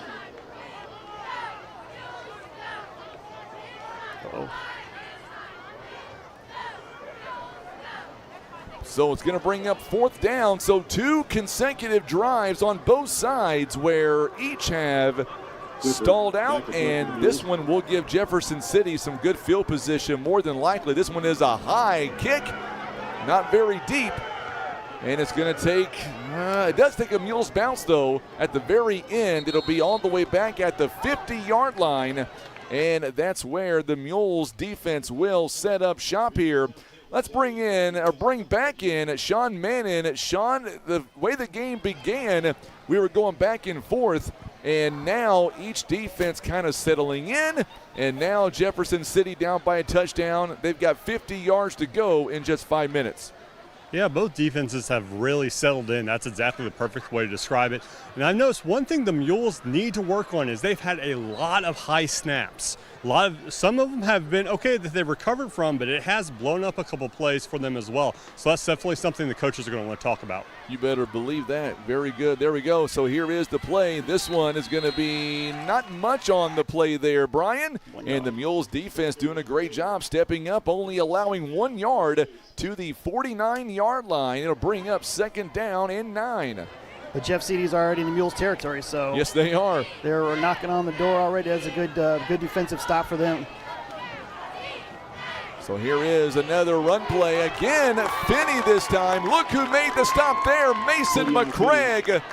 We've said that name a few times already here in the first half. That's no gain, and it can bring up a 3rd and 9. 3rd down and 9. We'll work on our camera exposure on that clock there. We'll do that coming up at halftime. Alex doing a great job. Alex Jamison on the camera tonight. Yeah, when we started, it was in the full sun. Now it's it's dark, so we got to adjust that one. Now we got false start on the Jeff City side. Now we got a first start on Jeff City, I believe. Yeah. If it's a false start for Jeff City, Brian's buying all of us big whiskeys here tonight. Can't afford that. Ain't that what you said? That's their first penalty of the night. So the Mules have, if my math is correct, the Mules have 2 penalties, and Jefferson City has 1. Correct. Mules so far with 106 yards on the ground. Jefferson City 43 yards on the ground. They've got 68 yards through the air. They're going to pass here again. They dump it off to Finney, and he's got some space, and he makes a defender miss, and he's going to have a first down to about the 38-yard line. Big time play there for the Jays of Jefferson City. Yeah, good play there, and he did a good job of picking up the extra yardage, getting inside the 40, gets to the 39. That's a 15-yard pickup when they needed it the most. Yes, they did. They absolutely needed that one for sure. Finney's got 3 catches for 72 yards. But they're going to go to number 14 on this one. He kicks it to the outside. He's going to pick up another first down. It's going to be another Jefferson City first down as the Mules here poised, or I should say the Jays rather, poised to try to tie this game before halftime. By the way, the Jays will get the ball back here to begin the second half. And now we get a whistle that's blown dead here. We may get a timeout here. It is going to be a timeout coming up here for the Mules, a Missouri Highlands Healthcare timeout. So I'll tell you what we'll do. We'll step away for 30 seconds, and we'll be right back. You're watching and listening to Mules football on the Stinson Press Mules Radio Network. For years, Little, Shellhammer, and Richardson has served the people of Southeast Missouri with experienced hometown representation. You know attorneys Ron Little and Matt Richardson. Now, Alicia Leonard and Brittany Woodruff are helping to carry that tradition forward. When you're facing the aftermath of an injury, you need a team that understands what you're going through and knows how to fight for you. Matt Richardson and Alicia Leonard for personal injury. Ron Little and Brittany Woodruff for workers' compensation. Little, Shellhammer, Richardson, helping the injured and disabled. That's what we do. And we are back here. Our ball game is being brought to you by the Juice Cafe, Flooring Direct, HMI, Fireplace Shop, Day One Chiropractic. Also being brought to you by Missouri Highlands Healthcare, and they are bringing you our timeout sponsor. And there's a handoff, and Finney this time is unable to get much on it. He tried to break away, and he was unable to do so. Second down for the Jays. I've got 1 timeout for the Mules before halftime, 2 for the Jays. And now we're going to get some more whistles here.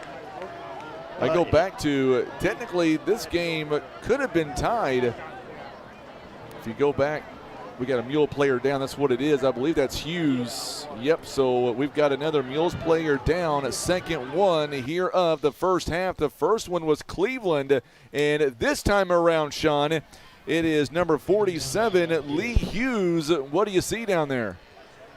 It looks like he's down favoring his knee or something, but he's on his knee right now, and now he's getting up.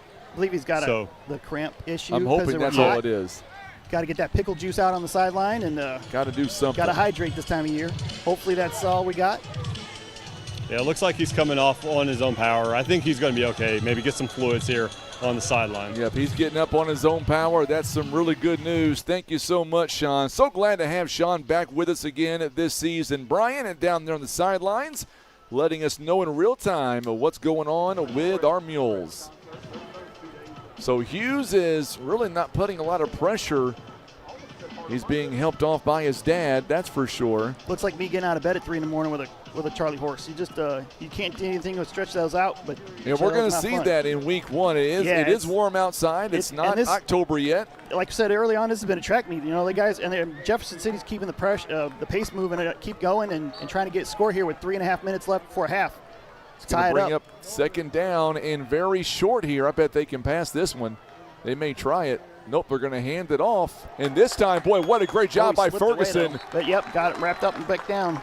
Ferguson in on the tackle, also making a nice stop for the Mules. It's Carson Dickin. So the Mules doing the defense doing their part. That's a huge loss, and now it's going to bring up 3rd down and forever. Yeah, 3rd and 17 from the 35-yard line. Just about 3 minutes left here in the half.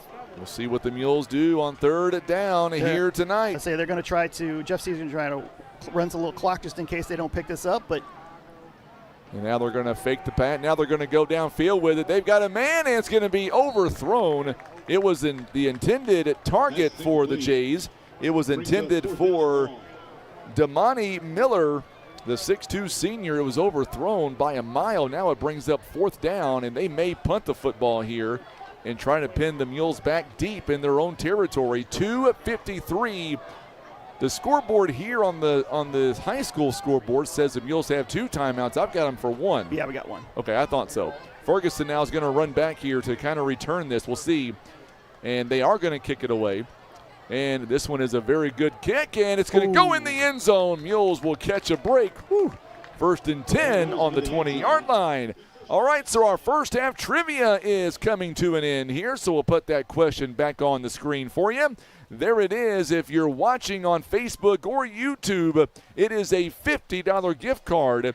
It is courtesy of Big Whiskeys in Poplar Bluff. Let us know your answer, and we will give that to you coming up sometime during halftime. Plenty of time for you to make your pick. And if you get the right answer, then I may select you to pick up this gift card from Big Whiskeys. And we have another question coming up in the second half. So if you don't win this time, you could always win in the second half. Mules coming back out here onto the field.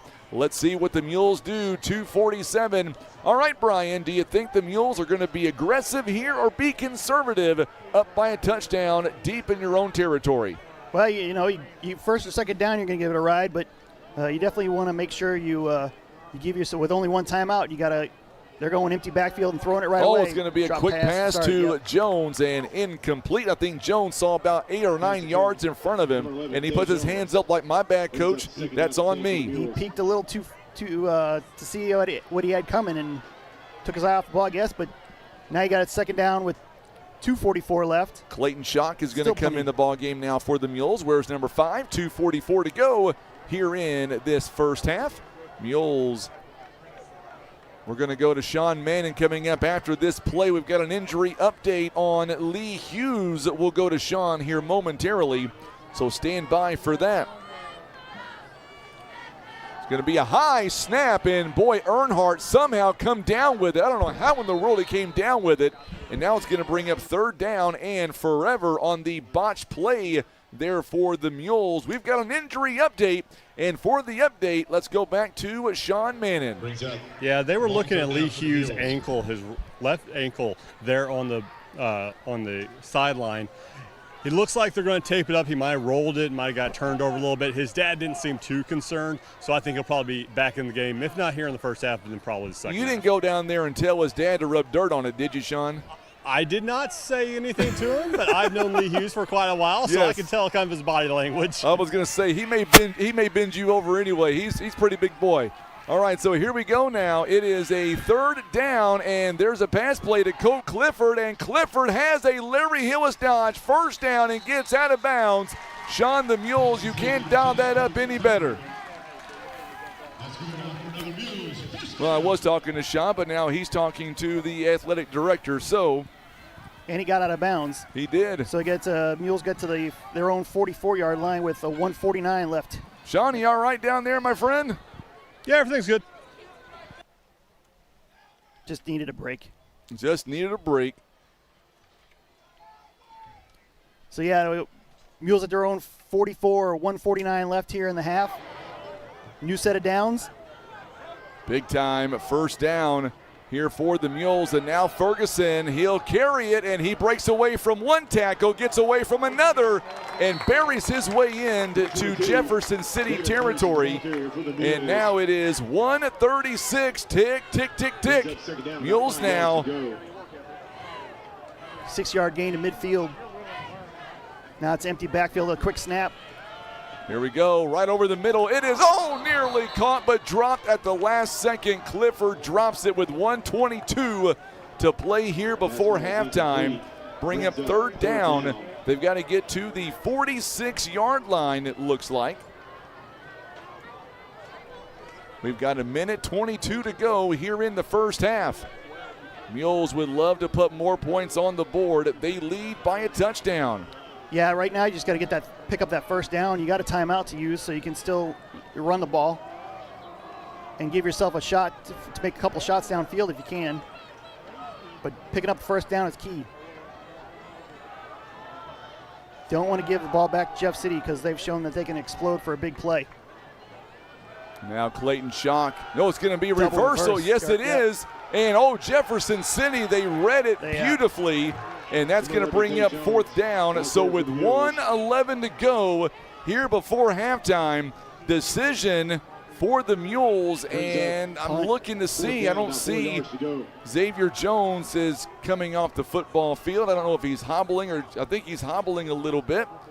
He might be frustrated with himself.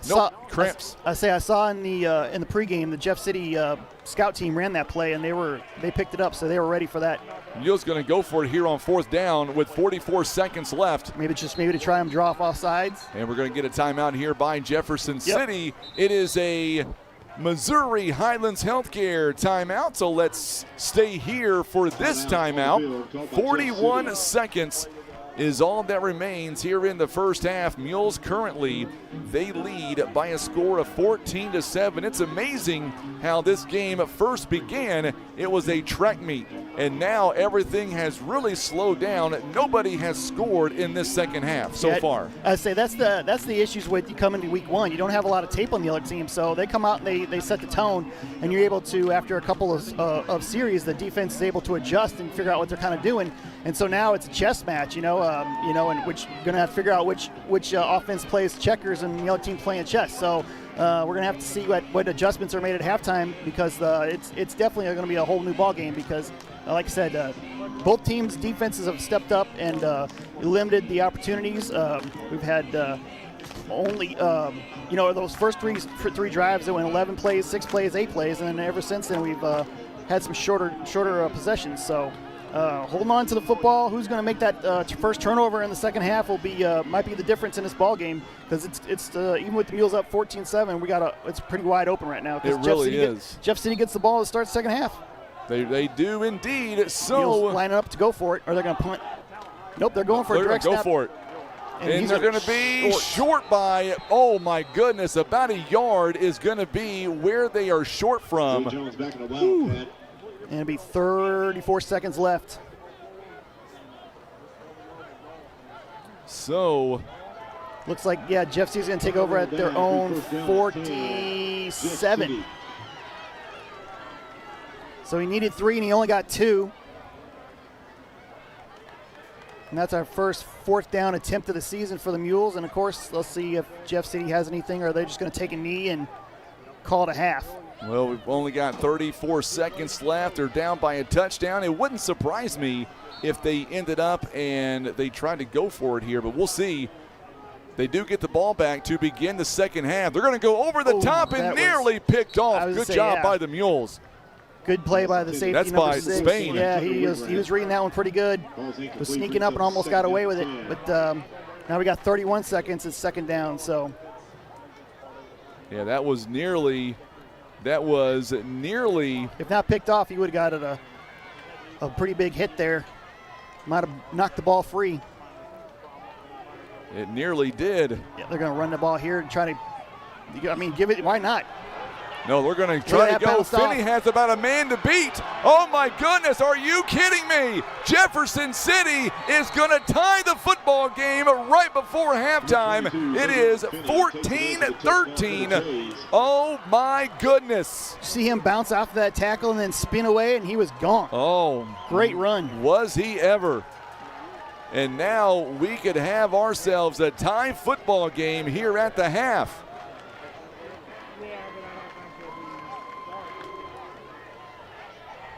47-yard run, his second touchdown of the night. He's up to 81 yards and 10 carries. That'll do it for you, too. So now the extra point attempt is a-coming.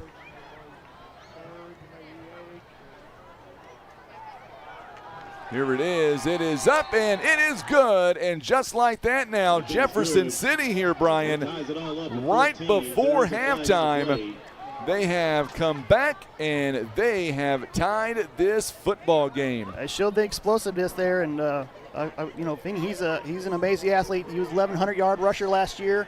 He got a little bit of space, bounced out of a tackle, spun away from the defender, and then beat the rest of the defenders with an angle tear to the opposite side of the field.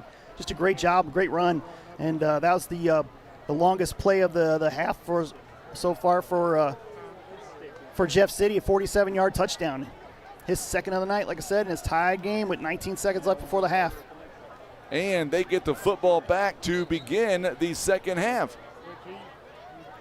Yeah, that's going to be the Mules are going to definitely have to have a big defensive stop to start this second half. But if you're Jeff City, you got to feel pretty good about where you're at. Oh, yes, absolutely.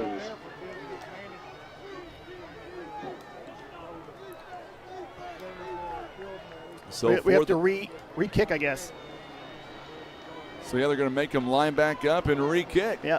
I'm not sure what that was about. Oh, they're going to go for a two-point conversion. Oh, they didn't. That's interesting. So now they're going to go for a two-point conversion instead. Well, this will go one of two ways for the Mules. And now we get another whistle right before the snap. Was it a timeout? Yeah, oh, it was a timeout. No, a timeout by Jefferson City. Yep. The Jays called their final timeout of the first half. It is a Missouri Highlands Healthcare timeout. So take that point back off. Yeah, take the point back off, and now it's you're right. Yeah, I got to take it off. Yeah, I'm not sure if what was going. Oh, the Mules called the timeout there.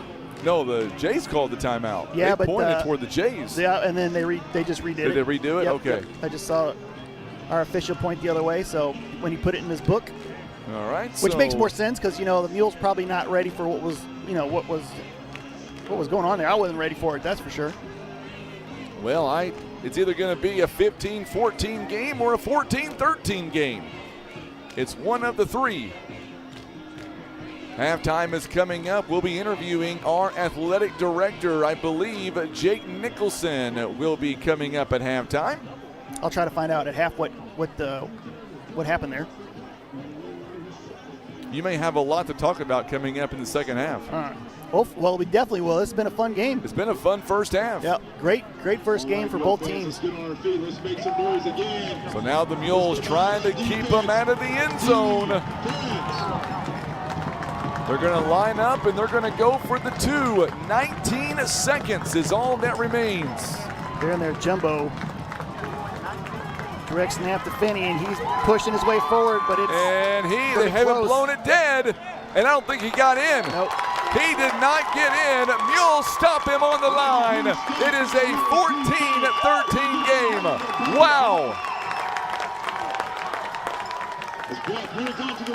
What an amazing job by the defense. Mules defense standing strong. They knew it was coming, I guess, with the way they were lined up. Was able to just, outpush him there. That was impressive for the Mules. So the Mules lead 14-13 with 19 seconds left after we thought Jeff City had tied the game. They ended up going for 2, get stopped, and it's still basically a tie game. With Jeff City coming with the ball at the second half. So this ought to be a really interesting second half. See what both coaching staffs have in store and what they've learned from each other in this first half. Like I said, it was scoring early with each team traded a touchdown, and the Mules answered with a touchdown to go up 14-7. And then they traded punts either way, and before the Mules got stopped at the Jays 47-yard line, but then Xavion Finney's 47-yard touchdown run. That was right the here. difference maker. Yeah, was the put him within 1, and now is the moon's rising right up over the east end zone. Yep. And it's not the lunar eclipse tonight. Big on the. That was last night. Yeah, that was pretty. And Jeff City's going to kick off here and see if the Mules can't get a big play here and get some momentum into halftime. All right, so here we go. Mules now. They lead by 1, 19 seconds. Little squib kick. It's going to be a squib kick, and the Mules just down it right there at the 34-yard line. Good job there by the Mules. On the recover. And the recovery that time, that one was by Clayton Schock. Clayton Schock is a 2-sport player for the Mules. He's also an amazing baseball player as well. We'll see him in the fall and the spring. Showed his hands on that one. Yes, he did. Mules take over at their own 30. 16 seconds is what I see here on the clock. Looks like we're going to get a knee and go to halftime. I would just say go. Yeah, I would say just take a knee. But we'll see what they decide to do. Coming up, we'll also be showcasing our Show Me Marching Band. We'll do that coming up here in just a few moments.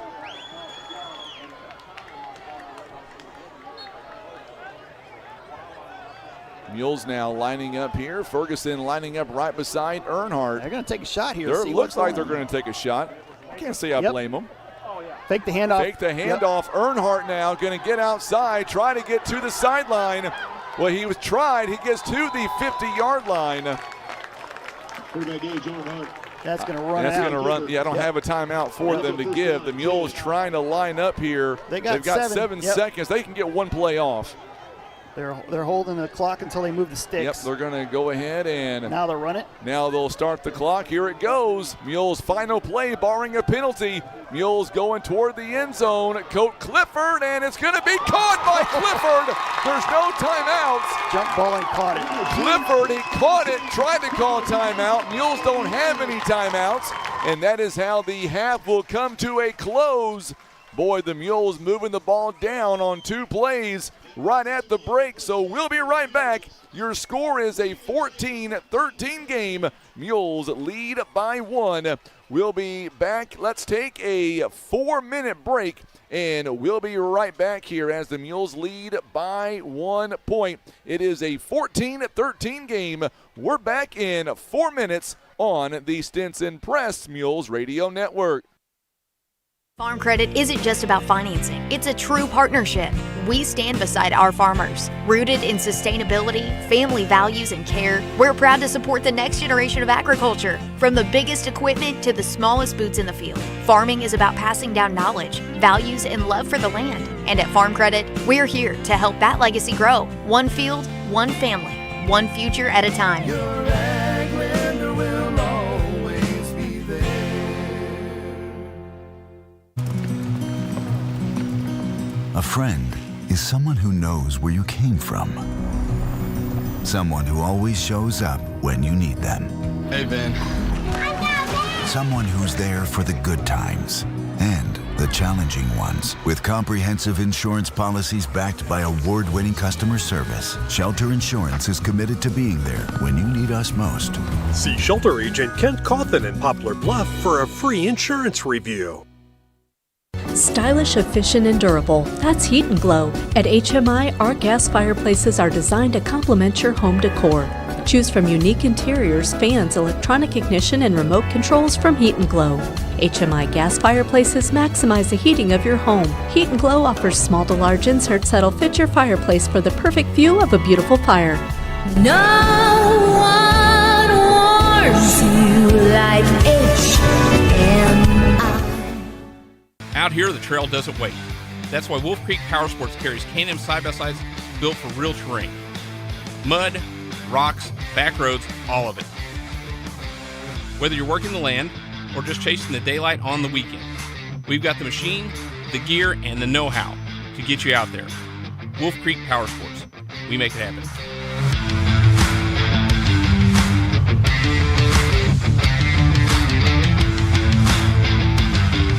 Missouri Highlands Healthcare has been serving Butler County and its 6 surrounding counties for over 50 years.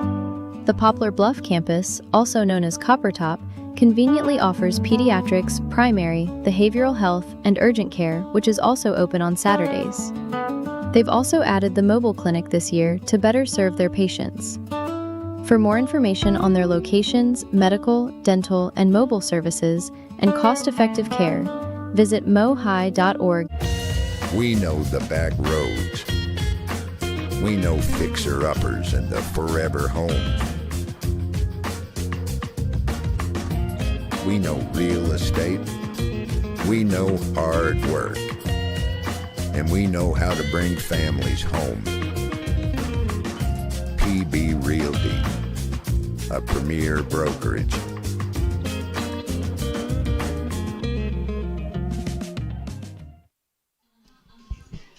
All right, so we are back now, and you are enjoying I believe this is was this the Palm Squad or the dance team here, Jake? Palm Squad. Palm Squad. So, yeah, you are enjoying the Poplar Bluff Mules Palm Squad, and whew, what a first half, Jake. Man, it was fun, wasn't it? It was fun. A lot of things going on here that we have to talk about here, and first and foremost, can we just talk about all the amazing fans that are here in attendance, and then, of course, also – let's talk about everybody that's watching at home. I mean, my goodness, numbers on an opening night, they are through the roof. Yeah, that's the first thing you told me is that our numbers are good right now. That's awesome. We talked about it, for the past couple weeks about how we wanted this community show for these kids, and I think they did tonight. That's awesome. The only reason why I think our numbers are so high, they're all here because they want to see you. They want to hear from Jake Nicholson himself. True. That is not true. They're here for the kids. But it sounded good, though, didn't it? Yeah, that's fine. Let's talk about, first and foremost, we began this night with an awesome tailgate party with our Mules Booster Club, which was phenomenal, by the way. It seemed like that went over very well, and then we transitioned right into here, a good football crowd. And in the first half, we went back and forth here. Some points scored, and Mules didn't score much in the second quarter at all. But then the defense, held up big right there before half. Defense on both sides have been really holding this this second quarter a lot. But it's been fun. It's been electric. Good job to the Booster Club. I think that tailgate went over well. I know one thing: the food smelled good. I didn't get it. I didn't get to have, but you did feed me earlier from the other sponsors that stepped up for you guys. Yep, we had a lot of donations today, so thank you to all those donations for our hospitality group. We had Buffalo Wild Wings. We had Big Whiskeys. We had several that stepped up and helped out. It was a great deal for us. Subway, just thank you so much for your donations and helping us get through this. Everything is, knock on wood, has gone really well. And let's talk about you. Obviously, you started this adventure last year as the assistant athletic director, and this year you started back in July full-time here as the full-time AD. Obviously, first week of school, I'm assuming, knock on wood, it all went pretty good. Pretty good. I got to back up real quick because Papa John's and Godfather's helped feed. My bad. They helped feed our band and our JROTC today. So that's a big deal. That was awesome too. But yeah, first week of school, it's been crazy. I mean, I think I said last time we were on air that my phone just rings a little bit more. Well, my phone rings more than it did then. More emails, but it's been a lot of fun. We've been waiting for this moment. We've been building for this moment to have these kids here and to be able to show off what they can do. A lot of talented kids, a lot of talented band members in POM and football, and now right now we got a couple of teams that are on the road. We got swim that's on the road right now. We got soccer that's in Carbondale right now. We got a lot of talent here and a lot of potential here, and it's going to be a really fun year, Frankie. So what I'm going to do for the first time, if you don't mind, because honestly I know you kind of laugh when I say this, but I mean this. I appreciate you. I appreciate Coach Jeff Mannon allowing us to set up on the home side. You kind of laugh at me when I say that, but because of the home side view, guess what we get to look at right now? The band right now. We get to look at the band, and not only that, I'm going to shut up and turn on my crowd mic just so people listening on the radio and watching at home, they can see what kind of work goes into our Show Me Marching Band, because honestly, we might have one of the best ones in the entire state. Absolutely. A lot of kids in there. I think 167, 170 band members in it. They're a lot of fun. I'm excited for this. They are a lot of fun to watch. And, during the national anthem earlier, just hearing the band do the national anthem, I mean, it was like loud and it was proud right here sitting in Poplar Bluff. They got good sound. They got great sound indeed. So as soon as they start to play, since it is the first football game of the season, we will pause ourselves. We're going to stop talking. We want you to enjoy the sights and the sounds of our very own Poplar Bluff Show Me Marching Band. Quite honestly, our band is one of, if not the best band in the entire state of Missouri. So I hope you sit back and enjoy and allow us to bring this to you wherever you're watching from. Enjoy our Poplar Bluff Show Me Marching Band. As soon as it begins, Jake, it's going to be fun to watch. Do you know what their show is this year? I don't know. You're in for a treat. I'm in for a treat. Yeah. I think everybody's in for a treat. No strings attached, I believe, is what they're calling it. Oh, nice. So they're going to begin here in just a few moments. And I'll tell you what, a lot of hours goes into what they do. I can't even imagine how many hours of practice and the routines that they go through. All right, so here we go. Hope you enjoy our Show Me Marching Band.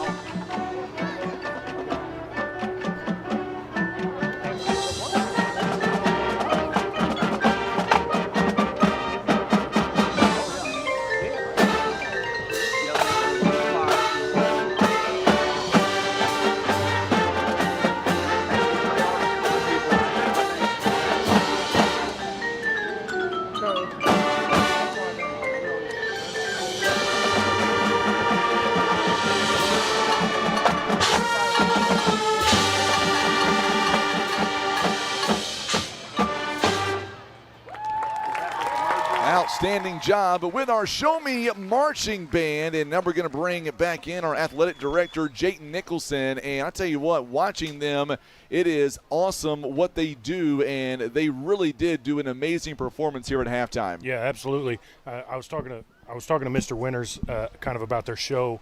He said next week they're hoping to have their imagery stuff in the back. All that's still getting painted and still getting made. But he's hoping that next week they should have some more effects, a little bit more of a show. But, man, again, the sound is so good. I was going to say the effects here and the sounds from where I'm sitting seem to be pretty good. Yeah, absolutely. I got something for you, Jake. I know that we can't say this on camera, but, boy, I brought this. Look at this. No, thanks. No, hang on. Hang on. For those of you watching right now, you can't see this, but all I want to do is don't do anything. I'm just going to crack it open here. Okay. And all I want you to do is just sniff that. Okay. It doesn't smell bad. It doesn't. Can we can't clarify what we're Sure I cracking can. open? Because it's got lots of ginger and lots of kale and pineapple in it. Yeah, it is.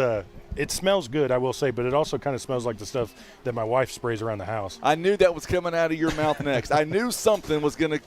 But anyways, that's now that it's sports season. That's what keeps you going. That's what keeps me going. Man. So next week we're on the road. The next 2 weeks we got to go to Chaminade. Love going up there. They do a great job with us. They take good care of us. Not quite like here at home. They'll give you a run for their money.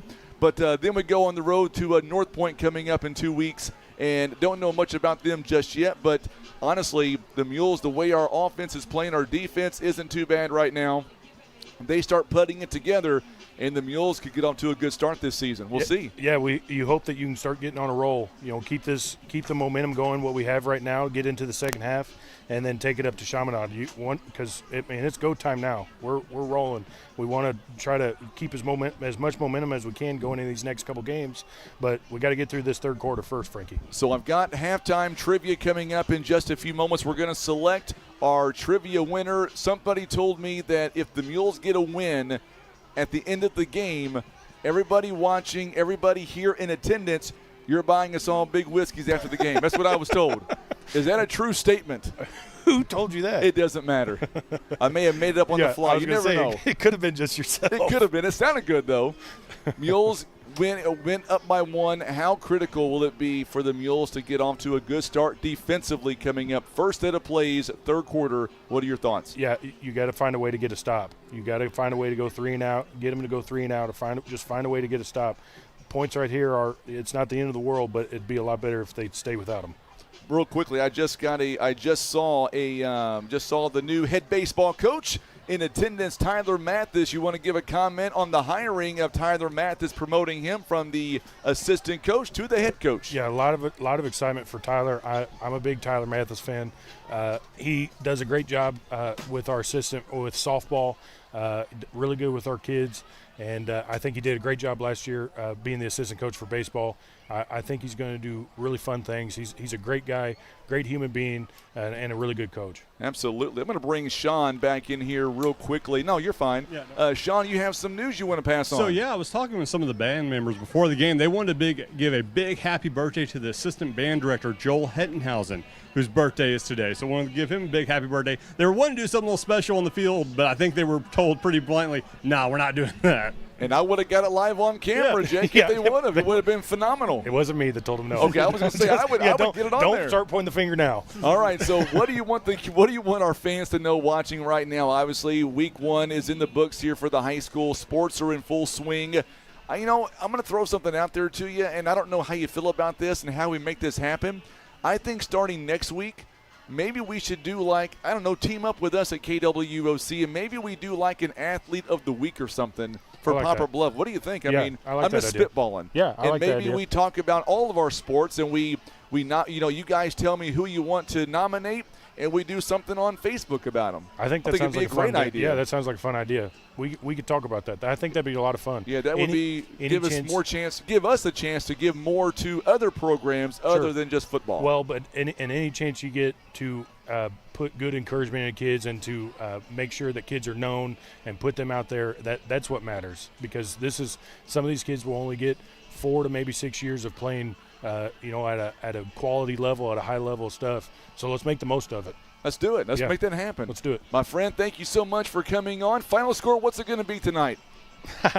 I hope we win. Let's Okay, go there you go. Jake Nicholson, our athletic director, joining us live here at the break. It's all being brought to you by PB Realty, Legacy Farm and Land Specialist. All right, we're going to come back in just a few moments. Don't go anywhere. Much more to come. We'll have your first half stats coming your way.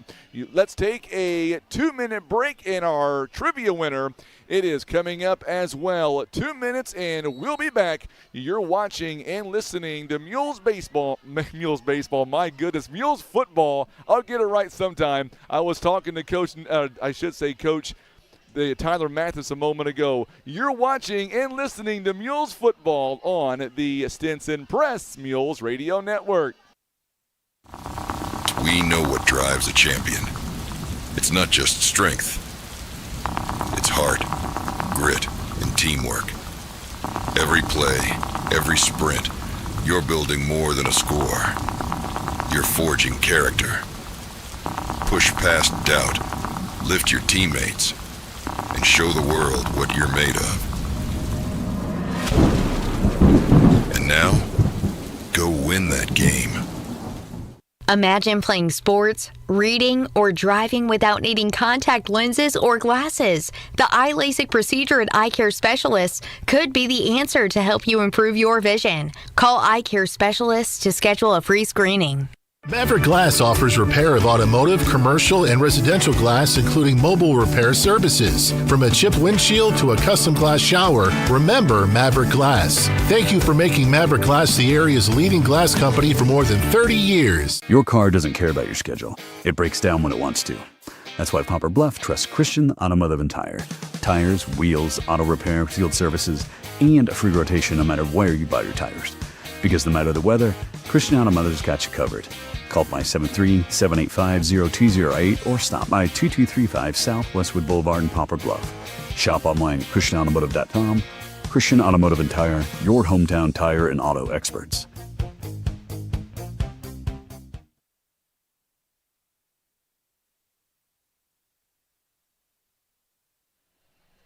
All right, we are back here live on the program here. It's our halftime report brought to you by PB Realty and Mules leading 14-13. All right, Brian, you got some information for me. Take it away. Yeah, we got breaking news on the Mules swim team. News. Boys swim team got their first state cut of the season today. Parker Hayes in the 50 freestyle. The Mules were at the Zizzer Invitational there in West Plains. So the Mules boys swim team got off to a good start, and then soccer is out there tonight over in Illinois. So Mule sports is all over the place. They really are. We got a chance to talk to Jake a few moments ago on the program, and he was telling me all about the sports, and we are full effect now. We are underway. So I guess now with as we get ready for the second half, it is time to reveal who is our trivia winner coming up for the first half, first football game of the season. So, Alex, if you don't mind, put the just the question on the screen here real fast, and then we will switch over to the answer momentarily. There is your question. The Mules are 1-13 all time against Jefferson City.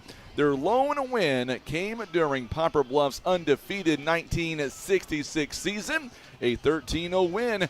How many teams did the Mules shut out during that season? All right, Alex, give us the answer, my friend. The answer to the trivia question, it is C. It is 4 there, Brian. Yep, opened the season with a 42-0 win over Caruthersville. Week 3 beat Perryville 34-0, and then Cape Central won that one 35-0, and of course the Jefferson City game 13-0 at the end of the season. Mules gave up just 52 points that year. Oh, nice. To go 9-0. Well, Gail Pinkston of Poplar Bluff picked up the gift card from Big Whiskey's. It is good for $50. I've already sent her a message on social media, so we will have her contact us coming up to get that trivia gift card, I should say. I say the Mules the previous season shut out 6 teams. And so, yeah, that was a good stretch of defense for the Mules. It really is. All right, we are about ready to get back into our second half here. And coming up here for just a moment, I'm going to let this young lady here get ready here, Alex. We're going to do our second half trivia. Now, I'm old, so I forget. What's your name again? Chloe Parkin. That's right. So I'm going to let Chloe here. She is going to read our second half trivia question. and we will have it up on the screen for you at home. And take it away, Chloe. All right. The Mules last played Jefferson City in 2004 and 2005. Name the Poplar Bluff player who rushed for over 100 yards in a game against the Jays during that time. A. Alan Spencer, D. Todd Tinsley, C. Jesse Rogers, or D. None. All right, so there you go. Thank you so much, Chloe. So there you go. So there is the question on the screen. It is A, Jesse Rogers, Todd Tinsley. It is Alan Spencer, or is it none? A, B, C, or D? And guess what the prize is for this half? What's that? It is a gift card from Costello's for 100 smackaroos. So that'll take you and Jen out for dinner. It'll take Pam and I out to dinner. And Alex, he may feel sorry for both of us to take us all out to dinner. Ain't that right? He's like, no, don't get me involved in this. All right, so let's hear from you. And if you know the right answer on that trivia question, you know the drill, then let us know in the chat comment section. And I tell you what, Brian, I'm about ready now to get back to live action here in about 2.5 minutes. What do you say? Yeah, it's both teams needed a long break there because they were pretty gassed at the end of the half, and obviously that the big touchdown run there by Xavier Finney for 47 yards to get the Jays within one. You could tell that the Mules defense is just needed a little bit more time to get to the break, but yeah, everybody's watered up. Went through their changes on offense and defense, and so the chess match really picks up now here in the second half. It does. So let's go ahead now and let's go down to, I think Sean Mannon is down. Before we get into our stats here, Sean Mannon is down the sideline. Sean, what do you got for us? I got to say, the Mules came out at halftime looking energetic. Their defense has been good outside of that last drive and the first drive. So you know they're going to be working on what they got to do to make those tackles, to make those stops. Missed tackles, I know, was a little bit of an issue for both teams in the first half. So you know the coaches definitely addressed that at halftime. All right, Sean, we appreciate you as always. Stand by. We'll come back to you here during our second half as well. So, first half stats, they are presented by PB Realty. Mules had 235 yards of offense. Jefferson City 177. Mules had a $133 on the ground. Meanwhile, the Jays at 94 yards. Passing game, Mules had 102. Jefferson City 83. But the majority of that was that last play there right before halftime. Devin Ferguson leads the way, 9 carries, 51 yards, and a touchdown for the Mules. And then Xavier Jones, 8 carries at 38 yards. Clayton Shock has a carry for 3, and DeQualian McCoy, he has 2 carries for -3 yards. Through the air, Earnhardt is 6 of 11, 102, no touchdowns and no interceptions. Kingston Wade Kennedy has 1 catch for 17 yards. Colt Clifford has 3 catches for 60 yards. And Xavier Jones, a couple of catches for 25 yards. On the other side, Max Stackman, he is 6 of 9, 83 yards, no touchdowns and no interceptions. Xavier Finney, he has 10 carries for 81 yards and 2 touchdowns. Tanner Wingrath has 2 carries for 11 yards. And through the air, Damani Miller has 2 catches for 10 yards, and Xavier Finney has 3 catches for 72 yards. All right, so here we go. It is our second half. It is about to begin, and here we go. We are off and going, and this one is a touchback. And we've got a new kicker out there. Rowan Gowan is made it back from soccer. I'll tell you what, having Gowan out there on special teams, it changes everything for the Mules, I would say. Yeah, it definitely helps to pit him back on the 20 and not give up a return there. One thing you got to notice from the stats here at the half, 59% of all of Jeff City's total yards came on 1, 2, 3, 4 plays. 4 plays. Yep. But only one of those was for a score. So Mules, those big plays are going to be important in the second half. First is going to be handoff back to, of course. Back to Finney. And he breaks the tackle, breaks another one, rolls over a defender. last defender and gets a first down right off the bat. So Jefferson City moving the football now on first down. They end up picking up about 18 yards. They're going quick again. And they are doing the same thing they did in the first half. Ferguson struggling to get back before they snap it again. This time, Finney will not get 18 yards. He will pick up 2 yards, and it's going to bring up second down and 8 yards. Mr. Ken Davis is down there, part of our Mules chain gang. He has been doing that for a number of years. Appreciate all of his hard work. Second down and 8 now. Once again, Jefferson City moving quickly. They give it right back to him. Boy, the Mules, Mason McCraig, doing everything he can to bring him down. He is right at the 45-yard line. It's going to bring up third down and roughly 3 yards. And once again, look how fast they're going, folks. Jeff City not messing around. They're going to give it right back to Finney. Oh, he's tripped up. Trying to see which Mules. Did it come loose? I don't think so, but he's definitely short by a yard. Yep. I'm not sure if that was a couple of guys in there on the play. Devin Ferguson was one of them. So was Mason McCraig. It is fourth down and about 1.5. And they're trying to get the Mules off sides right now. Play clock is down. That hasn't started. Now it started. Yep, a reset there. They had a reset, so looks like they're going to go for it here. A big fourth down. Or at least try to draw the Mules. Nope, they're going. Yep.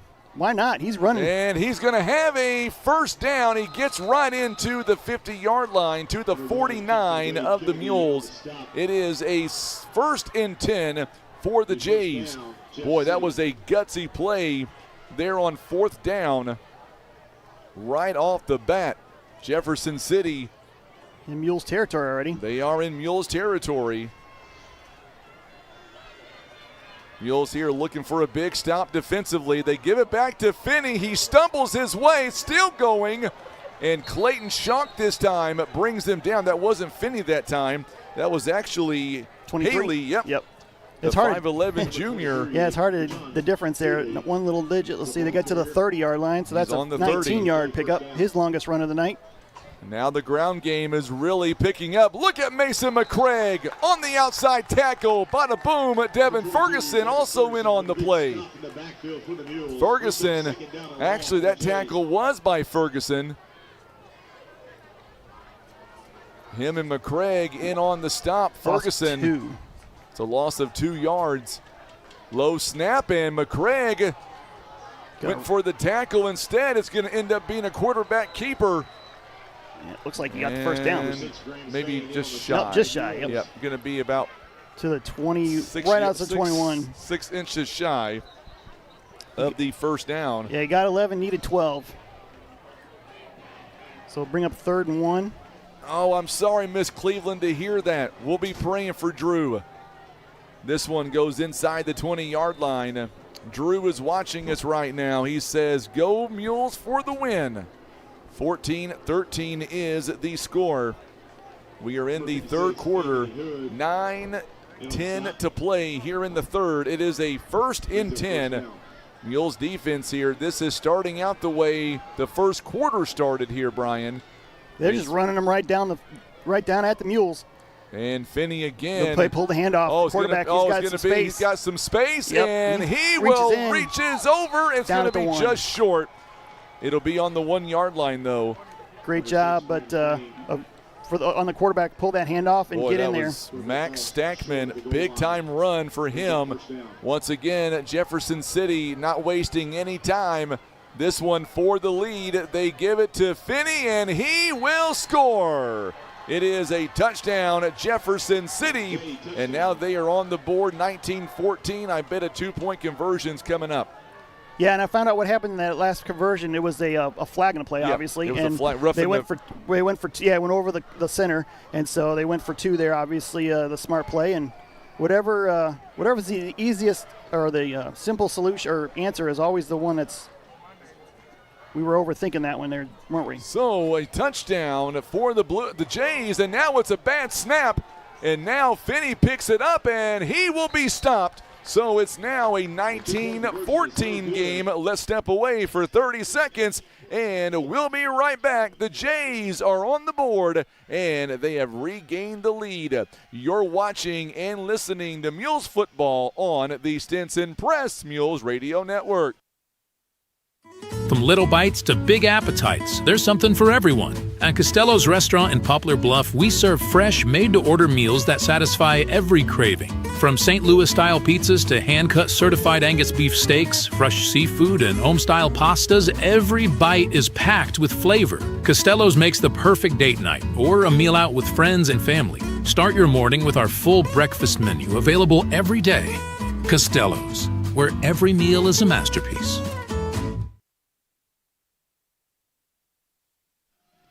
All right, so we are back now. It is a 19-14 game, and looking at that last drive by the Jays of Jefferson City, they go 11 plays, 80 yards in 3 minutes and 9 seconds. Hard to believe, Brian. They made that look easy.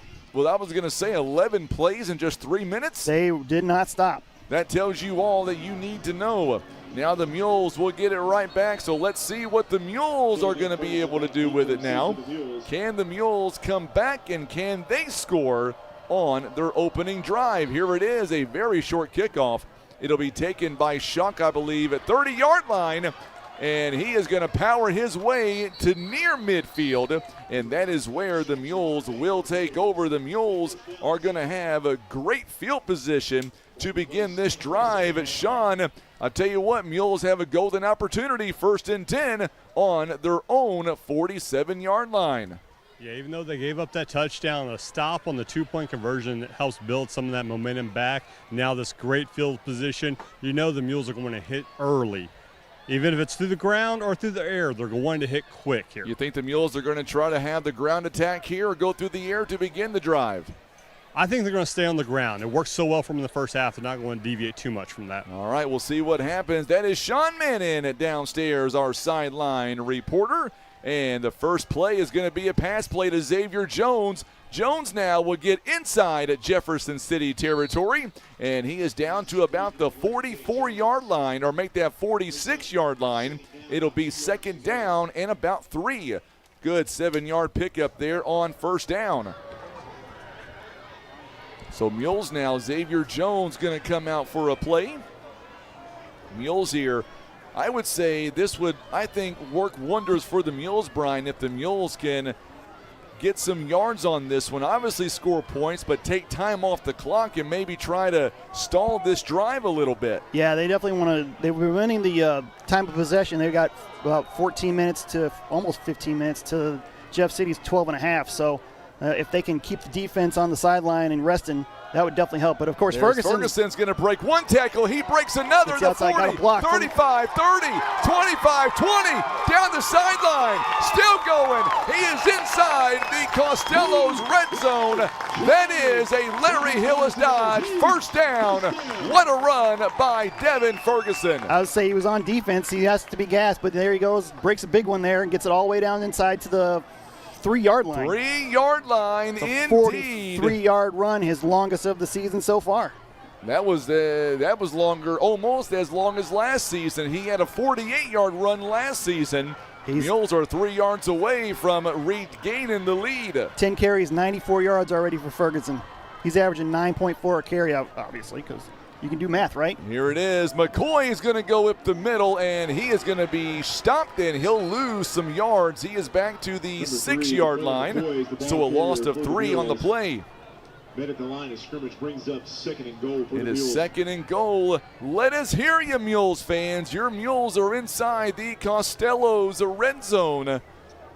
Boy, the Mules do not want to come away with 0 points on this drive. I think everybody's kind of catch their breath of Ferguson's going right back out there. Well, the offensive line, the guys who are out down there blocking. He got another great block from the outside from his receivers. I think that was Kingston Wade Kennedy there on the outside. He got one play off, and he's back in. Ferguson now. 2nd and goal from the 6. They're going to pitch it outside to Ferguson, the 5, and he will get close. I think he's short. Yep. He tried to dive for the pylon and came up just short, but it'll bring up 3rd and goal. He's inside the 1-yard line. Big drive for the Mules. 3rd and goal. And now Xavier Jones is going to come in. Coming out will be Jaden Williams. Mules looking to regain the lead on this drive. Mules have had a really good game to this point. Yeah, good answer right here for the Mules. Yes, especially it is. if they got to punch it in here at the 1. Mules here. Play clock is down to 10. Time for the big guys up front to push their way in. Yes, it is. So Jones is going to line up right beside Earnhardt. Here we go. 3rd and goal on the 1. Yep, he did. Ferguson moved. Took a step forward. Yep. It was going to be a wildcat formation, and Ferguson leaned forward and took a small step, and that's going to be the 5 yards, and that one will bring them back to about the 5-yard line. So he was literally on the goal line. And now Clifford going to come back in. I like the call. I say you run it again. Now Earnhardt is back in as well. Yeah, might on that wildcat just line up Earnhardt on the outside and just. Here we go. It is. Nope, Earnhardt's going to be under center this time again. Ferguson lines up beside him. And now they're pressuring him, and the ball comes loose. It is a fumble recovery for the Jays. Oh, the Mules stole it on the 5-yard line. Number 77 comes in and don't have a name on that young man. Must be a freshman. Yep. There's your first turnover of the game. Yep, and first the most turnover. inopportune time. Mules had it on the 1-yard line, and then the false start. And then just like that, the Mules move backwards a little bit. And then the turnover, the fumble and the recovery by Emmett Lowry, a freshman for the Jays. So Lowry gives the Jays the ball and the momentum on the just inside the 10-yard line. They give it back to Finney. Oh boy, Finney is going to be ran out of bounds. A big hit by Colt Clifford. It is a first down for the Jays. Colt Clifford takes the ball carrier out of bounds. 6:19 to go here in the 3rd quarter of play. Mules, it's going to be all the way to the 21-yard line. Say the team that turns the ball over the least amount of times usually wins. That's a huge momentum swing. Yep. Especially being all the way inside your goal. Mules cannot give up a score here. Haley now is going to get the ball carrier, and the passing game got a cramp for the Mules, it looks like. You can't see the jersey number. Colt Clifford is helping him out a little bit. The official standing right over top of him. Official timeout on the field. It's an official timeout here on the field. Can't see which player it is. It is cramping, though. I do know that because of the way that they were motioning. You see that a lot in week 1. We're seeing it a lot with our Mules. It's going to be, looks like. Well, it's water break anyway because we're 6:14 left here in the 3rd quarter. It's going to be Alex Berside who's going to be down for the Mules. So let's step away for 30 seconds. We'll be right back. You're watching and listening to Mules Football on the Stinson Press Mules Radio Network. Plumbing can be overwhelming. Hello? Anybody work here? And at the big stores, you're lucky to find an employee, let alone an expert. Hello? Hello? But at Wind Supply Poplar Bluff, you're talking to local professionals with years of experience. We know plumbing, bath, and kitchen remodels. We won't just point you to an aisle. We partner with you. All your projects, commercial, residential, remodels, and repairs. Wind Supply Poplar Bluff is here to help you. All right, so we are back with you, and the Mules now defensively having their struggles right now.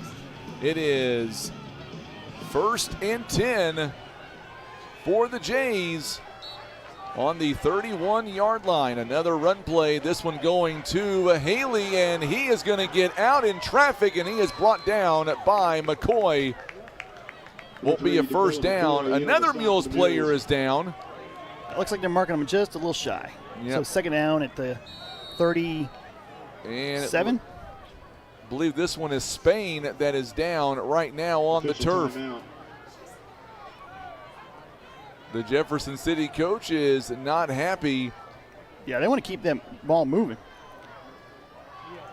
They got the momentum there. Yep, that was going to be Spain, who is showing cramps now. Graham Spain, and he is hobbling off the football field.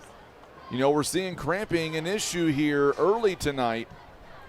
It seems like that we always have that in the early part of the season. Hydration is so important. It's just to get kids to drink as much water as they need, to replenish, because it's been a wet summer, obviously, but it's been still pretty cool. But it's here recently. It's really the heat's ramped up with the humidity. We got another heat wave coming next week too. It looks like absolutely. So next week's going to be just as bad. Second down and short, about 3 yards. Another run play coming here for the Jays. They hand it off again to Haley, and he breaks one tackle, puts his helmet down, and he's going to be shy of the first down marker, I believe, but not by much. Well, that was a whole host of Mules in on the tackle. Good job by Lee Hughes. He is back in. Also McCoy in on a stop, as well as Drake Johnson. He's going to bring up third down. Xavier Jones has got a hustle off the football field, and he gets off just in time. So third down and inches. Obviously, it looks like Finney is back in the backfield. They've got that 1-2 combo. They're getting it. Finney breaks one tackle. He is in for the first down. Drake Johnson on the stop. And now we have looks like a Jefferson City player down too. He is slow to get up, and trainer's going to help him. Believe that's going to be number 60 there for the Jays. I believe that's Jordan Fraction. And Fraction he tried to get up, and then the trainer said, no, let me take a look at you. Sean, what are you seeing down there? Lots of injuries here the last few plays, some cramping issues, and obviously we're seeing one right now on Jeff City's side. Yeah, it looks like another cramping issue. He's getting up, favoring his leg, but it looks like he's walking off mostly on his own power, just a little bit of help. So hopefully he'll be all right. Are you okay down there, Sean? You done a lot of walking yourself. Plenty of fluids. I could use some more water. I've got some ginger for you if you want some of that. I'd rather have a cramp. Well, thank you, Sean. I appreciate that, my friend. All right, so here we go now. This one is a fake handoff in the Mules. This time, Mason McCraig says, not today. And McCraig, another big stop. And, boy, this kid has been everywhere. McCraig, this one's going to bring up second down and about 14. So a loss on the stop, and McCraig, he is on the turf. We're seeing a lot of cramping here, so McCraig is going to hobble off. Boy, he's going to be a force to be reckoned with. He's only a sophomore, and he plays tough. Yeah, good play there to see the fake handoff and stay with the quarterback and bring him down in the backfield for a 5-yard loss. 5 minutes left here in the third quarter. Another handoff. This one's going to go to Finney. He gets that 5 yards back, and he is hit by McCoy. And he is going to get to about the 47 or make that 48-yard line. A big gain on second down. And I would say that more than likely we're sitting at 4-down territory. Well, it depends on your down and distance here. We got a lot to go. No, we do, but 4:32 to go here in the third quarter of play. It's a 19-14 game. Mules trying to desperately get the ball back here, giving up no points. There's a handoff. Big game makes face mask. Good job there by the Mules. Yep, they saw it. It's going to be a first down as a face mask. Yep, it's going to be a flag, too, on the play.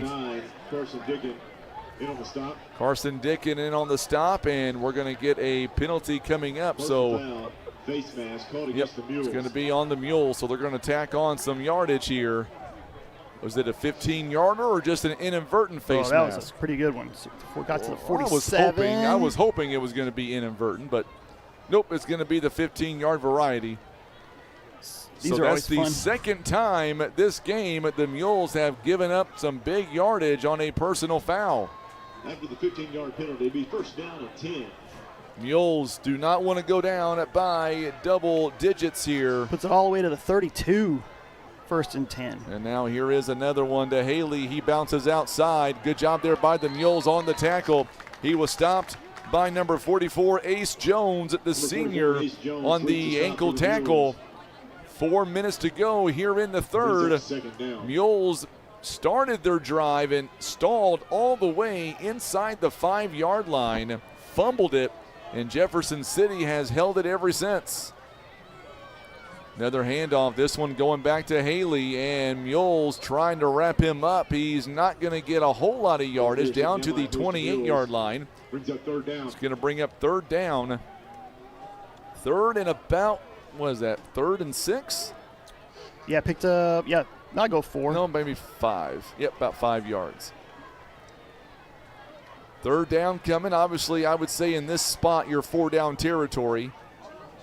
And now Mules trying to, nope, it's not going to matter anyway. He's got a 1st down. He's inside the 20, back in the red zone now, down to the 15-yard line. It's a gain of 13 yards.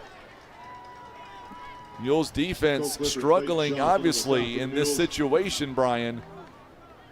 They've been out there a long time already. They've been out a long time. We've got our trivia question to give you coming up as well. We'll do that coming up as soon as this drive is over, because Jeff City is moving the ball 15 yards away from putting 6 more on the scoreboard.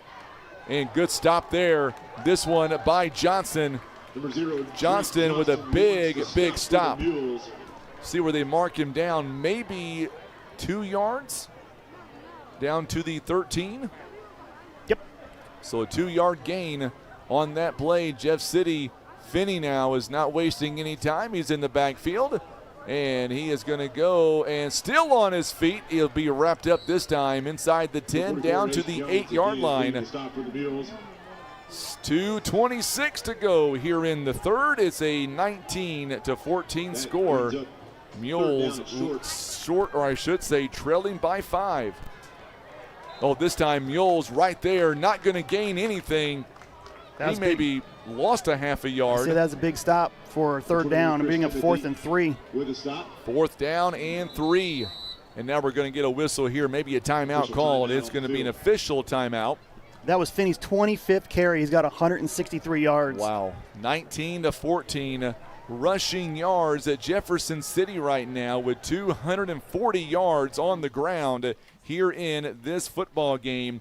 We got a break in the action. Let's go down to our sideline reporter, Sean Mannon, on this official timeout. Take it away, Sean. Yeah, it looks like the Mules are going to try to get a big 4th down stop here. Wondering what this little timeout is going to allow the Jays to think about what they're going to do here. Are they going to try to put it in, maybe go for the points? We're going to find out. The board is saying it's 3rd down. I was thinking it was 4th down. I think it was. It's 4th down. Yeah, it's 4th down. I was going to say, Sean, I believe they called it an official timeout or a timeout against us. No, that's an official timeout. We have a cramping player on the sideline. That's what I thought. I see him now. Yep. Wanted to make sure. All right, Sean, we'll go back to you coming up here in just a few moments. And I tell you what, Brian, this reminds me back in the first half, 4th down coming up here. Big 4th down, 2:07 to go. If the Mules can make a stop here, you better believe it's a win for them. Absolutely. If you get to stop here, momentum's back on your side, even though you're down 19-14. But there's still there's still 2 minutes left in the third quarter, so we have another one to go. But if Jeff City punches this one over the line of gain and gets a 1st and goal, that's got to be deflating. So yeah, this is a huge play. This is the ball game. It could be for the Mules. It really could be indeed. So here we go. And they are going, and that's going to be a 1st down, and he's still finding his way in. Touchdown. I say, of course, and just give him the ball. He's had an outstanding night. 25-14. It's not over yet. Mules, I can already see some heads kind of bowing a little bit. They're going to line up here, and they may kick the extra point this time. 25-14. It is an 11-point game. Mules still have a whole quarter left. They've got to be able to stop that run. Coach Manning said during the pregame, and there's some whistles and some flags now coming in. It's going to be a false start against the Jays. It'll back them up one thing that Coach Manning said during the pregame is they've got to be able to find a way to stop the run up the middle, and that's what the Jays have done so far the second half. They've been running everywhere. It's been a great performance there, like I said, by Finney. He's up to 171 yards. 171 yards. All 4 touchdowns. Last season, over 1,500 yards on the ground. Tonight, starting off his senior season with 171, 4 touchdowns already in this football game. There's the extra point, and this one doinks off the side, off the bottom of the goal. It is no good. It is a 25-14 score, and we'll stay here. I'll tell you what, if you don't mind, Alex, put that second half trivia question back on the screen. The Mules played at Jefferson City back in 2004 and 2005. Name me the player who rushed for over 100 yards in a game against the Jays during that time. Was it Jesse Rogers? Was it Todd Tinsley, Alan Spencer, or was it none? Let me hear your answers right now in the video chat, and the winner is going to get a gift card from our good friends at Costello's for $100, and that'll take care of you and your significant other. We'll have supper on Brian and I. I like that. Works for me, as long as I don't have to pay. Wait, is that what that means? I was going to say that you bought it for the folks, so I was trying to give you some love there, Brian. Thank you, sir. So go ahead, let us hear your comments right now. It is a 25-14 game. Jefferson City now, Mules, they've got to get some points on the board. Mules have got to figure out a way to stall this drive a little bit, Brian, and give that defense some rest. Yeah, last 2 drives, 80 and 89 yards for the Jays. They've just really taken over there on up front. This one is a short kick again, a line drive right to the 45-yard line. A run of about 5 yards. Clayton Schock returns it about 5 yards. He caught it at the 40, down to the 45. All right, next Friday night, we're going to be live at Chaminade High School there in St. Louis. Always love going up there, Brian. They do a good job, and they take good care of us, obviously. I wonder if Alex will come back next week. I don't know yet. He's over there yawning. He's having fun, that's for sure. I hope he's having fun anyway. I know I am. I'm having a blast. 25-14 at Jefferson City. They have outscored the Mules at 12-0. Mules led 14-7 at one point, and it's been an 18-0 run here by the Jays. Here we go. 1st and 10 now, 45-yard line, empty backfield for the Mules. They put Ferguson in motion. Earnhardt is going to keep it himself, and he will dive ahead to the 50-yard line. A 2nd down and 5. That was a broken play. It's high snap. Made a good choice by just tucking it and running it. 1:24 to go here in the third quarter. Mules down at 25-14. It's opening night here in Poplar Bluff. 5 away games this season. Yeah, the next 2 are on the road. This is an important drive for the Mules to see what kind of character they have going, falling behind like this and see if they can come back. So now here is a play over the middle. It's bounced and intercepted. It's going to be picked off. The Mules, their 2nd turnover of the night. And this one is picked off by Antoine Hill, the 5'9 sophomore. Number 32, Antoine Hill with the interception. Xavier Jones is saying that he was held. The officials, I don't think they're talking about it. It's going to be an interception. He may be hurt too. So Jones, yep, he is going to be, oh boy, that's not good. So he is hurt as well, and he's just going to go right down to the turf, and I believe it's a cramping issue. So things have gone from bad to worse right now for the Mules. Yeah, deflected pass, landed right into the Hill's defender. lap. Yeah, Yep. and returned it about 9 yards on the return. So, Well, yeah, Sean, another turnover. Sean, it looks like from where I'm sitting here, it was cramping issues for Xavier Jones. Yeah, that's what it looks like as well. That's what they're working on, getting him some water so he can get back up. It's just that's something the coach is going to definitely talk about more throughout the week. Hey, make sure you stay hydrated throughout the game. It's very important. Get those electrolytes, get that water in, stop cramps like this, because we all know the cramps do not feel good. So, Sean, if you're Coach Manning right now, walk us through. You're down 25-14, just had your second turnover of the ball game. What do you tell the defense here who's got to be gassed right about now? You tell the defense to try to take an opportunity if it's there. If you see a spot that you can jump around, or if you see that the receiver is holding the ball a little too far out, go for that ball, try to bust it loose. A turnover could change the momentum in this game in an instant, just like we've saw. Well, hopefully the Mules can force a turnover. We'll see what happens here as the Jays are taking it right to the Mules, and we knew this team coming in, it may have been 4-6 last year, but they're a very good physical team. And we are seeing that. Here is the running back, and this time not going to get a whole lot of yardage. Finney is ran out of bounds. A good job by Drake Johnston. Also McCoy and Ferguson. It'll bring up second down. So a rare 1-yard gain for Finney. It's second down and 9. You don't see that too often here tonight. He is definitely, he's averaging 6.4 per carry, so definitely brought it down a little bit. They're going to hand it off again. This time he gets a little bit more than a couple of yards. He is down to the 45-yard line. Johnson again with the tackle. Third down. So third down, Finney. They are determined to give Finney the ball here. Finney with 28 carries in this game, 176 yards. He's definitely carried him. Now we're going to get a whistle here. I believe it's a false start. No, I mean, false start. False start. What was you going to say? The Mules kind of jumped there. I didn't know they drew him off there. No, they was drawn. They make a 3rd and 10 from the 40. Dan Elder is tuning in. I tell you what, he says it looks like we can use a high-quality H2O guy. That made me know a guy. All right, so it is second, make it 3rd down and 10 now. Boy, 3rd and 10, Mules need the big stop here, Brian. Oh, Mules jumped. Yep, Mules jumped off sides.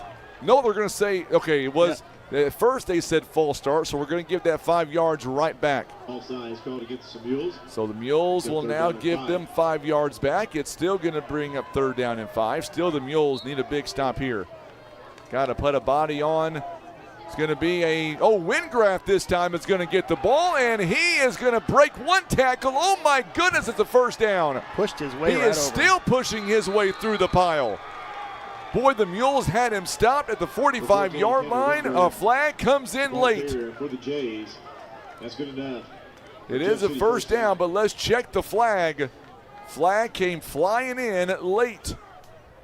I do see a flag. It is after the play. And now the white hat's going to walk this direction. I believe it's going to be against the Mules here, Brian. Well, it was an 11-yard run. And no, it's going to be against Jefferson City. Both ways. No, it's going to be both ways, so we're going to redo it. Nope. No, they're going to say first down. Yep. Supposed to be all setting. Be first down at 10, Jeff City. Mules give up another first down here to the Jays. That is their 15th first down of the ball game. Mules have 12. We got 5 seconds left here in the 3rd quarter. And they may let it run down. Yeah. They don't have to run it. And they will. So we'll step away for 1 minute. The 4th quarter coming up. Mules down at 25-14. You're watching and listening to Mules football on the Stinson Press Mules Radio Network. Welcome to Ozark Total Healthcare. Here we understand that every family's healthcare needs are unique. Whether you're looking for primary care, behavioral health, physical therapy, or hospice care, our compassionate team is here to support you in every stage of life. Plus, our comprehensive pharmacy and medical equipment service means you can find everything you need right under one roof. Remember, at Ozark Total Healthcare, it's one call, one team, one solution. Visit ozarktotalhealthcare.com or call 573-686-5510 to learn more. Every town needs a shop like Kevin's Auto Repair and Tire. Honest, reliable, and right around the corner. Kevin and Dora treat every customer like family, offering AC service, alignment, suspension work, brakes, tractor tires, and more. Need a tow? They'll come get you. At Kevin's Auto Repair and Tire, they take care of the community with fair prices and solid repairs. Call 573-840-5053 today. Kevin's Auto Repair and Tire on Cravens Road in Poplar Bluff. All right, so here we go. It is the fourth and final quarter. The Mules on their heels, down at 25-14. Here is another. Oh, it's a flea flicker. This one going down. Here is in stride. It is no good. Ooh, good job there defensively by the Mules. That is by Alex Perside. Second down and 10. Boy, something that the Mules haven't seen a whole lot of, and that is the pass play. Only 11 passing attempts all night. He is, or make that 6 of 10 rather. So, second down and 10. Mules need a big stop here, Brian. 11:53 to go in the ball game. Mules trail 25-14. Yeah, it's not that big of a deficit. It's not, but the Mules have got to get a stop. That's one way. Oh, Finney broke away again. He was in the backfield, and he did it again. He broke away. And now it's going to bring up third down and about 6 inches. 1 yard to go. He's at 29 carries, 185 yards. He's going to break 200 for the night's over. They're going to have to carry him to the bus. Yeah. And this one is, once again, he has a first down. He's at the 30-yard line, make it 29-yard line. Xavion Finney's the ball carrier for the Jays. Picks up the first down. First down and 10. Just inside the 30 there. So a 6-yard game. That'll 29-yard line. Put him at 191. And now the play clock is down to 20. Jays not going as fast as they once were because they don't have to now. And they're going to hand it off to Haley this time. Haley is still on his feet. He breaks through one tackle, and he is going to be down to the 21-yard line. Nearly another first down run. Haley is the ball carrier taken down by number 5, Clayton Shaw for the Mules. Brings up second down. So the Mules down at 25-14, 10:36 to go here in the ball game. And here it is, another handoff. This one goes to Haley again. There's your first down. Just going to get enough for the first down and nothing more. Boy, I tell you what, the momentum really changed for the Mules when the Mules had it first and goal on the 1, or make it third and goal on the 1 rather. And then the false start, and then the fumble. Third down. Yeah, that was big swing there. Big swing. But it's third down. Mules still can get a stop here and get some momentum back. They still have an opportunity here in this game. Perside is trying to get the team back in it. There is a handoff to Finney, and he will bury his way in for a first down. He is down to the 13-yard line. Finney picks up the first down.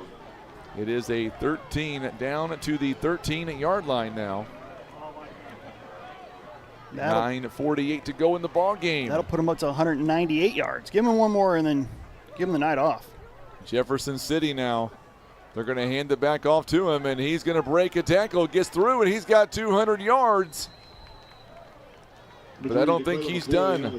Good job by McCoy to run him out of bounds.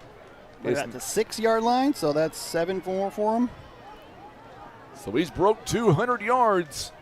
32 carries, 205 yards. 4 touchdowns. 4 touchdowns, yeah. He has scored all the touchdowns for the Jays tonight. The offensive line has really done a good job, but he's broken a lot of tackles. And he's going to get down. He scurries his way down to about the 1-yard line. Boy, if the Mules give up a score here, Brian, I don't know. Yeah, then you start looking at what kind of depth we have this season, because didn't mean to spit at you there. So it's first and goal now, and we're going to get another timeout here. Is this a timeout by the Mules? No, it's an official timeout. Water break. Another water break. We got an injured player. Injury timeout. It's an injury timeout, and let's see who this one is. So this one, it looks like, is going to be number 60 for the Mules. That is James Timms. Boy, the defense for the Mules, last 3 possessions, they were out there for 11 plays, 15 plays. We're up to the 12th play. It's been all Jefferson City here in the second half. Running the ball. I've only got them down for one pass play here in the second half. They did get a one pass. Yeah, you're right, just a one. Just That's the correct. one. And it was a flea flicker. It was incomplete. And it was a flea flicker, so they were trying to draw the Mules to the run. And so yeah, it's we're seeing some good things from the Mules this game. Definitely some positive, but the 2 turnovers have really kind of broken their the momentum. And Jeff City's taken advantage both times with some really long drives and done a great job. So you just got to kind of tip your hat to them. But it's only week 1. Yeah, and that's what you're trying to do. It's only week 1.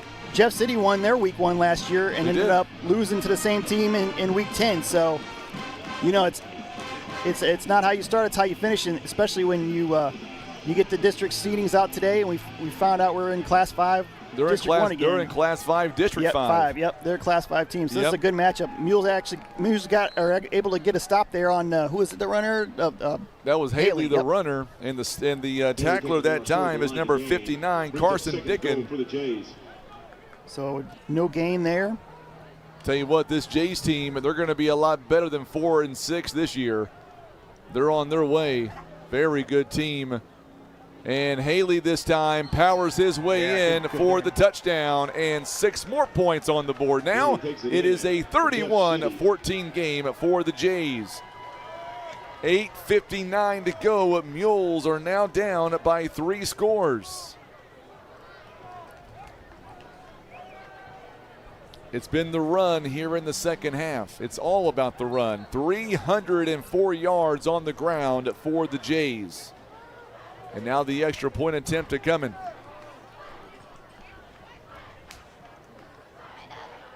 Here is the extra point attempt. It is on the way. It is up, and this time it is good for a second time tonight.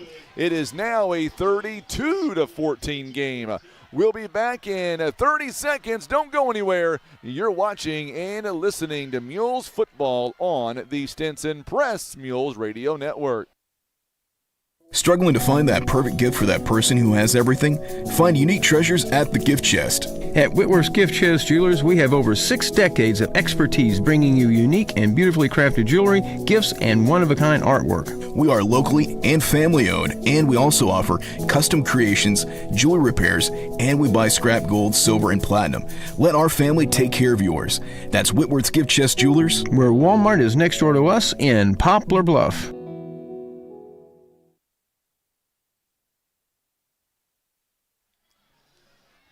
Well, we are back, and the Mules now find themselves down by 3 scores. Sean, you're somewhere down there. Give me your thoughts here with 8:59 to go here in the ball game. This is a good start.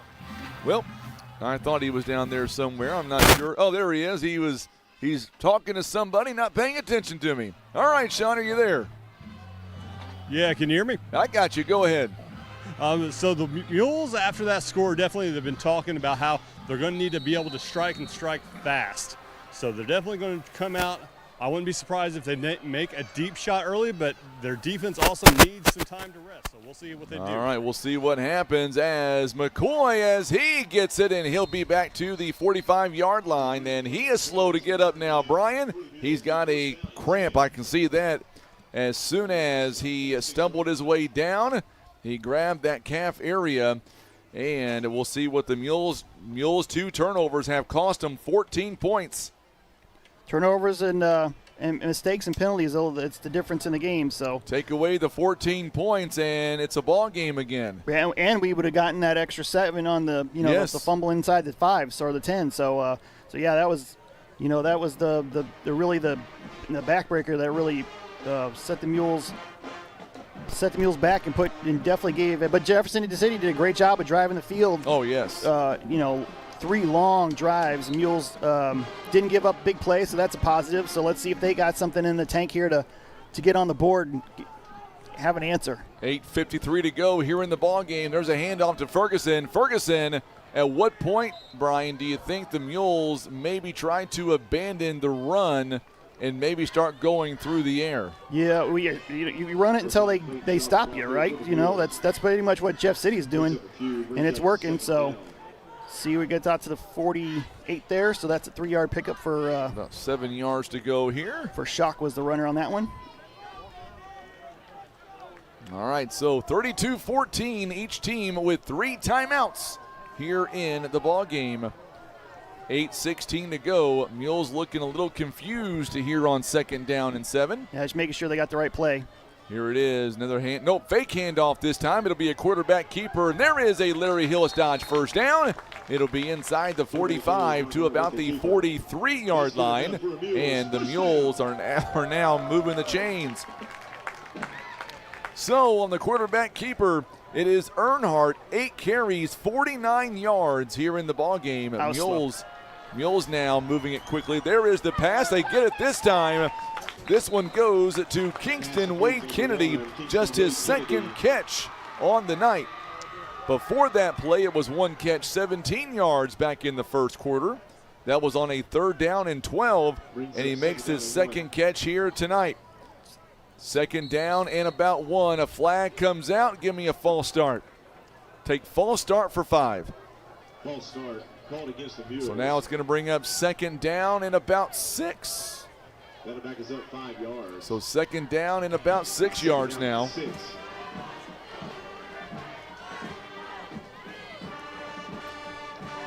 $7:37 to go here in the ball game.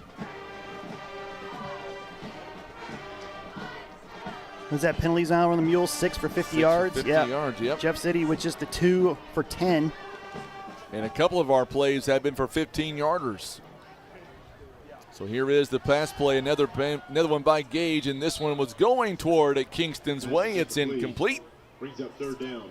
So Kennedy could not make the catch, and now it's 3rd down. Obviously 4-down territory, 7:18. So we found out earlier today the Mules are in Class 5 again this season. It'll be Cape Central, Farmington, Fox, Melville, and St. Mary's at Southside that is in our district this year.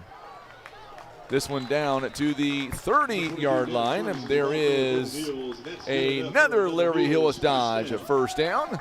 Pass or throw? Did he throw that, or was that a? No, it was a run. Okay, I can trying to catch up and missed it. Yep, that was a run that time. And here Mules comes are going Lee Hughes back in the ball game now. 7 minutes to go here in the game. Earnhardt now, he's going to launch one. It's one-on-one coverage and incomplete. Good job there by the defender. For Kennedy. That was a really good job. Brings up 2nd down and 10 for the Mules.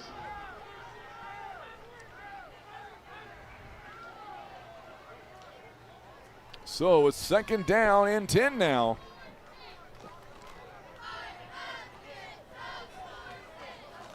Poplar Bluff trying to get some points on the board here late in this game. Yeah, just trying to get some, Friday night reps are the best. And now Hughes will get a carry, and he slips on the turf, and it's just inside the 30-yard line. By the way, it's a new turf here this season for the Mules. They did this during the offseason. Numbers look a little bit different than last year. Yeah, they got those Mizzou numbers. And we're going to get, I believe Hughes may have come up injured on that play the way he stumbled there. We're going to go down to Sean Mannon. And Sean, you got a pretty good look down there. I'm assuming that's Hughes. Yeah, it's Hughes. He's still down there on the, doesn't look like this is a cramp. They're going to go over there and have a look at him, find out what's going on right now. All right, thank you so much, Sean. Appreciate that. So obviously that's what we have seen a lot of here tonight is a lot of hurt players, obviously, a lot of cramping issues. And earlier in the ball game, the Mules lost Drew Cleveland. We're not sure of his status, although we do know that he is not going to return tonight. We did see a couple of other injuries. They've been able to come on. One of those was Lee Hughes. And on that carry, the good news is he was able to pop up. Well, I say that. He's going to be helped up off the field. And he is going to come over to the sideline. So we're hoping that he'll be okay. Yeah, with depth being the what it is for the Mules this year, injuries are important. Very, very important. Factor moving forward. But you hate to, especially when you lose a lineman like Mr. Cleveland there early in the game. The line seemed to take it kind of in stride. Step right next man up. But it's tough to when you lose guys. So now the Mules come right back to it. 3rd down for the Mules. 3rd down and 6. Earnhardt rolls out to his left. Oh, it's going to be a drop pass. Colt Clifford was wide open, and now is going to bring up 4th down. So 4th down.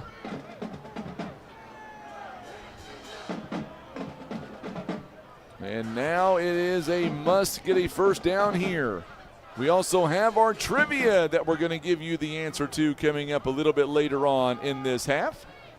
Don't forget about our trivia, your chance to win a gift card from Costello's valued at $100. You got a 1 in 4 chance of getting it right.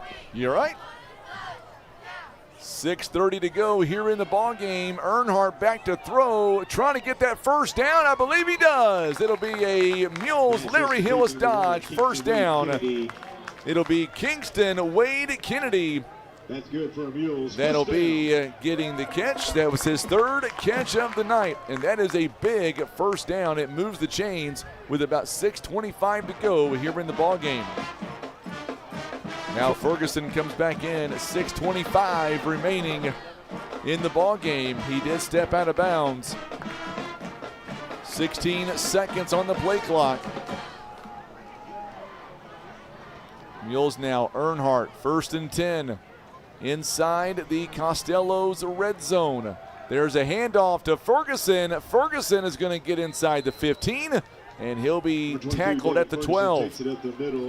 For a short gain, brings up 2nd down for the Mules. It is a 2nd down and about 5 coming up, or make that 5 or 6. I'll go 6, but I'm not good at math. I was going to go 5. It sounds better on paper. 2nd down and 5 for the Mules now. Earnhardt back to throw. He was going to throw. Now he's chased and he just throws it out of bounds. And Jefferson City wants intentional grounding. Boy, the coaching staff is all over the officials on that one. I don't believe they're going to get it. 3rd down and about 5. Trying to make a Mahomes play there by throwing it. I don't think it was intentional grounding. No, he was trying to get it to somewhere there. It just wasn't. Wasn't great. I was going to say it looked kind of. It was a good effort, but it looked awkward, but it wasn't intentional grounding. Kind of backhanded throw, and so it brings up 3rd down. So 3rd down coming up now. Kept it up the middle, and there is another Larry Hillis Dodge first down. The keeper up the middle. That's good enough for another Mules. First down. So a Larry Hillis Dodge first down. Mules 5:43 to go in the ball game. Gets down to the 3-yard line. Mules have been here before. We have stalled out on the 1. And now Ferguson scored the season's first touchdown for the Mules. And he's going to go inside, and he will score again. His 2nd one of the night. And the Mules making it a little bit closer. Here is your replay presented by Barker's Towing and Auto Repair. And watch him twist his way in, and he gets into the end zone. And the Mules now, it is a 32-20 ball game. I like that answer for the Mules. A nice 15-play drive. Took them 3.5 minutes, 55 yards. They scored. They're going for 2 here. It is the Ozark Total Healthcare extra point attempt. In this case, it's a 2-point. There's a shovel pass to Ferguson. Ferguson gets outside, and there's a flag, and he scores. He still scored, yeah. That's easy. It's good. There is a flag on the play, but I believe it's going to be against Jeff City. Going to be a horse collar tackle, it looked like, from this vantage point. For the time being, it's a 10-point game. 9 if it's right. No, it'll be 10. It's going to be against Jefferson City. Yep. Horse collar. And it's going to, told you, a horse collar. All right, so we'll be right back. Don't go anywhere. We're taking a 30-second break. You're watching and listening to Mules football on the Stinson Press Mules Radio Network. Big Whiskey's isn't just another steakhouse. It's an American restaurant for the family. It's a place to celebrate wins and eat wings. A place to talk about accomplishments and share appetizers. A place where the whole family can find something they like. From burgers and tacos to salads and seafood or wings, wraps, and tenders. Good days, bad days, or big days. Big Whiskey is there for you. Big Whiskey's on Oak Grove Road in Poplar Bluff. So the Mules on that last drive, 14 plays and 55 yards. And the Mules punch one in. They now trail by a score of 32-22. It is a 10-point game. Well, I tell you what, having Rowan Gowan out there kind of makes a difference now, Brian. Down by 10 points, a 2-score game. And now the Mules, this one you would think with Gowan out there kicking, probably going to be an automatic touchback. He's going to kick it all the way inside Jefferson City territory on the 45-yard line. Yeah, from the horse collar at the end of that, or on that point after, since they scored, they get to add to it. So the Jeff City's got 5 guys on the 10 yards away just to play, just in case. This guy can kick. Yep. You don't think you'd try an onside, do you? Well, it's not that. You're not giving them great field position, and it's only a 10-point game, but with 5:32 left, anything can happen. Looks like they are going to give it a shot. They do try it. It goes high in the air, and the ball comes to the Jays. Boy, that was a nice kick there by Gowan. It took that high bounce at the very end, and that could have very easily gone over the head of the defender. But in this case, it'll be Jay football. Yeah, the 35. They're on 35. Yep. 35-yard so, line. yeah, nothing to waste or nothing. Oh, no, absolutely. I love the opportunity there. I love the try. Yeah, you're going to need to convert one of those here this season. Needed it there, but just didn't happen. 32-22. And now they're going to run the football, and they're going to try to stay in bounds and keep that clock moving. Ball carrier's taken down. Flag on the play. Oh, yep. There's a flag on the play here. Let's see what the call is by the official. It's on the near sideline. Yep. Look. I was going to say, Alex, if you want to zoom in there on the official, we'll see what the call is. And here we go. It's going to be, well, do they pick it up? Yep, they're going to pick it up. The official started to give a signal, and then I believe he picked it up. He's asking what they want to do. They want to take it here or there. So it's on the Mules. Yeah, it's on the Mules. So it'll be a 3-yard run, maybe. Now we're going to find the play here. Here we go. Illegal substitution. Yep, illegal substitution on the Mules, a 5-yard penalty. That penalty will be accepted. That'll be a 5-yarder. It'll be first down for the Jays. Amber, this is a freshman, or not freshman, this is a varsity game. Here is the handoff, and there is another first down, or no, going to be just shy of the first down by about a yard. 5:14 and counting. Mules down by 10. He's second down and short. Be second down and short here. Coming up, I believe Coach Casey LeGrand will be coming up to talk to us. Him or Coach Jason Puryear. And this one is a first down for the Jays. On the stop for the Mules. Jays pick up another first down. And Jays are, I thought they were going to move quickly. They decided to back off a little bit. Under 5 minutes to go here in the ball game. It's a 32-22 score.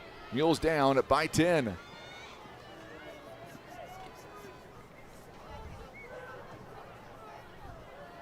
And now Jefferson City, they are taking their time. And why not? Yep, time's on your side. Yep, and remember, time. points at this point, anytime it's a 13-point game or less, you're worried about scoring those points for district playoff seedings. Uh-oh, fumble. There's a fumble. The Mules may have got it. I don't know. It was kind of a scramble after that. Mules are signaling they've got it. We'll see. They do. Mules have it. It is a gift for the Mules with 4:15 to go.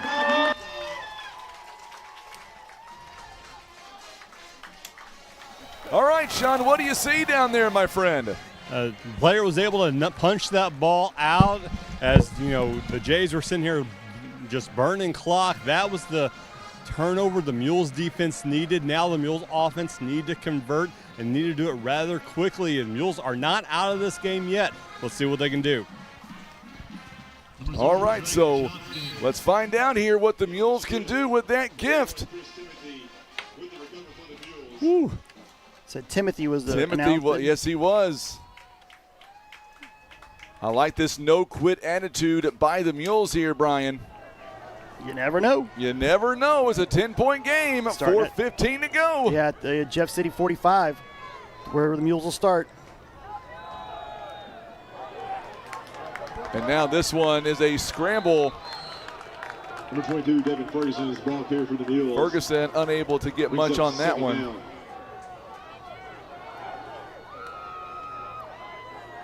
To the 41. Mules got to hurry.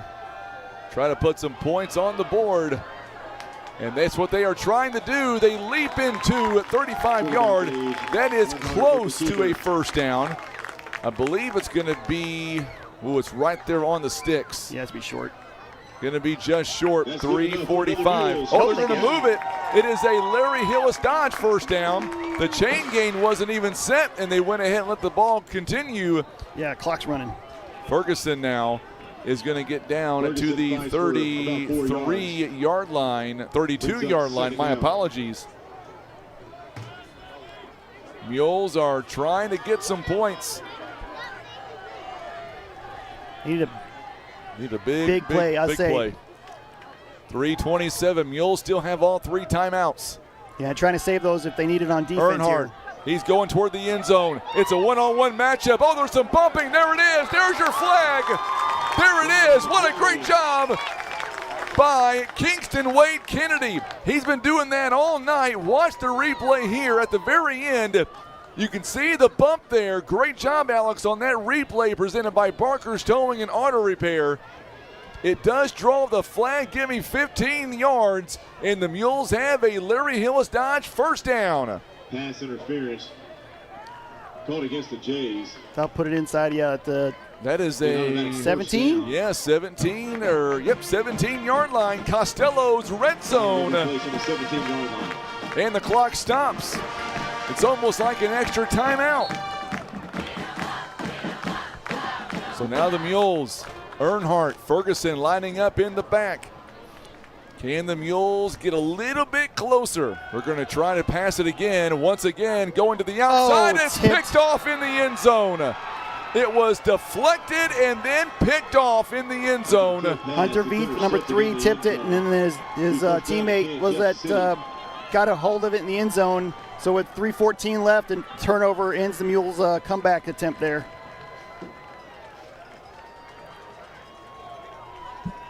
Unfortunate. Oh, third turnover of the ball game. Boy, the Jays had just turned it over a moment ago. Mules were driving. The momentum was there. It was deflected and then intercepted. Anytime ball is deflected, that's happened twice to us tonight. Each time has resulted in an interception.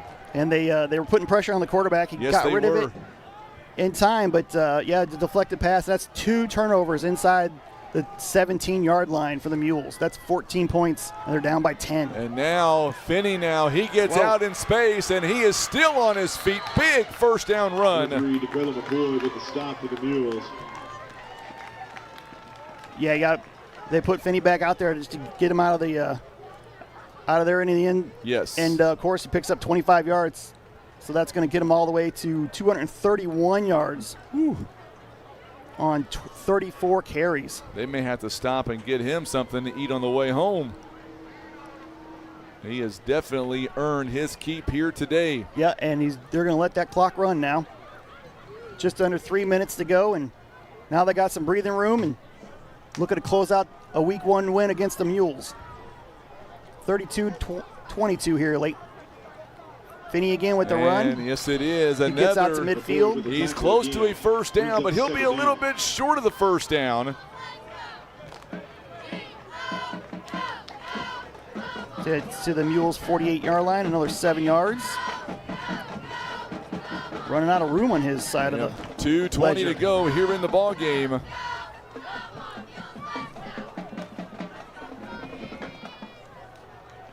Looks like. I'll tell you what, this is only Week 1. The Mules have a lot of growth here. The fact that they have not given up, that shows you a lot. 2 drives there in particular where they, they didn't fold the tent and, gave themselves a chance. And again, it's a 10-point game, so you want to keep it a 10-point game. And another handoff. This one, not much. 1:50 to go here in the ball game. All right, we'll bring back Sean here, our final time on the sideline there. And Sean, a couple of drives. Boy, that last drive there by the Mules intercepted in the end zone. We're going to get an official timeout here, maybe a timeout altogether. It's going to be a Mules timeout. Timeouts here this season are being brought to you by our good friends at Missouri Highlands Healthcare. It is a Mules timeout. They've got 2 remaining. Sean, I'll tell you what, the Mules, that no-break attitude, I mean, they gave it everything they had. Once again, their second drive stalling inside the 5-yard line. Yeah, the 2 turnovers within the 5 were just heartbreaking. This game's completely different if those don't happen. But still, the Mules have came out. They've fought. They have not given up. When they were down 3 scores, we thought, hey, this game might be over. They got possibility, almost cut it down to 1. That's definitely something coaches are going to work on. Say, hey, you know what? You guys didn't quit. You stayed with it. We're going to take that. We're going to build on it as we go throughout the season. I was going to say, I mean, the Mules could have easily, Brian, they could have folded it back when it was 32-14, but they didn't. Yeah, there's definitely some positives. Sorry. Yeah, there definitely is positives for the Mules in this game. So, Sean, the Mules have it, or I should say the Jays have it, rather. Here's coming up on, there is a first down, and that will pretty much, I think, Sean, about be academic at this point. Yeah, it depends on if Coach Mannon's going to want to use his timeouts or not. It appears he is going to. He's not giving up yet. A Missouri Highlands Healthcare timeout. So, Brian, next week, we travel on the road. We go to Chaminade. Usually here of late, the Mules have performed pretty well at Chaminade. So give me your first take here as the Mules will have 7 days to get ready for a very good team out of St. Louis. I would say it's going to be all about, getting better and doing, eliminating those mistakes, whether it be blocking, tackling especially. Mules got to do a good job of tackling. They're getting to the ball. They just got to bring down the runner. So there's always room for improvement week to week. You take your positives and you build on them, on those, and you correct your mistakes. A mistake's just a lesson waiting to be learned. So let's see. It'll be the next few days will be really important for the Mules in terms of how this season, how they're going to react to this season. So I saw some positives in that regard. They never didn't quit. They gave themselves a chance to win. A couple of tip balls go against them and a fumble that bounced away. It's a different ball game. So just gotta take it a week at a time and prepare yourself for a tough Chaminade team. And the Mules have played pretty well on the road these last few years under Coach Mannon. So that's a positive. So like I said, we'll see. But 1:45 left. They're going to take a knee, and Jeff City's going to head home with a 10-point win. So the Jays are going to end up winning this game by 10 points, 32-22. And the Mules now, our next game will be at Chaminade High School, where the Mules are going to end up, and they will be on the road. Mules are going to fall to 0-1 here this season. And as far as the Jays, they will be 1-0. We've got 1:40 left. Another timeout called here by the Mules. It'll be their final timeout. Coming up, we will have your post-game coming up. And on the post-game, we will have for you coming up, I believe, we'll be joined by one of the coaches. I'm not sure which one it is just yet, but we will have one of the coaches for sure coming up here during our post-game. So make sure and stick around for that. We'll kind of find out what they thought, or we'll get their thoughts, I should say, coming up on the ball game in general. So, yeah, Finney going to finish the night 36 carries, 239 yards, 4 touchdowns. He averaged 6.6 yards a carry. Then Haley, 16 carries, 51 yards. He averaged 3.2 yards and scored a touchdown. And so they're going to snap this one out. They're going to snap it, yeah. They're not going to just take a knee. Add that to. So we can add that to the totals as well. Yeah, I added for, looked like Kenny there our Finney on the run there, and he added, got to the 40, so he added 3 more yards to that. 1:24 to go here in the ball game. Mules are going to fall tonight. They'll go to 0-1. 114 and counting. We'll give you the final totals coming up here in just a few moments as well. It is a 10-point game, 32-22 with about a minute to go. It is 3rd down here for the Jays, and they'll have to run at least one more play. Mules are now out of timeouts. So here is the play, and this one is going to get to about the 35-yard line. 42 seconds, so the Jays will have to run one more play. There's about a 4-second differential from the play clock and the game clock, so the Jays are going to run one final play. This will be the last play of the ball game. That was Finney on that last one, right? Yep. Okay. Should be 4th down. I was going to say, who else would it have been? I've got 4th down, not 3rd. Yeah. But nevertheless, it's not going to matter. 10 seconds here. Just don't let them score. That's exactly correct. And they got to run. And they will have the run, and it'll be a 1st down Jefferson City, and that will be the ball game. That brings us to the end of the game. And the Mules are going to fall tonight in their season opener, falling tonight by a score of 32-22. We've got highlights and totals coming up. We will be back in roughly 4 minutes with your post-game report. You're watching and listening to Mules football. We are back in 4 minutes on the Stinson Press Mules Radio Network.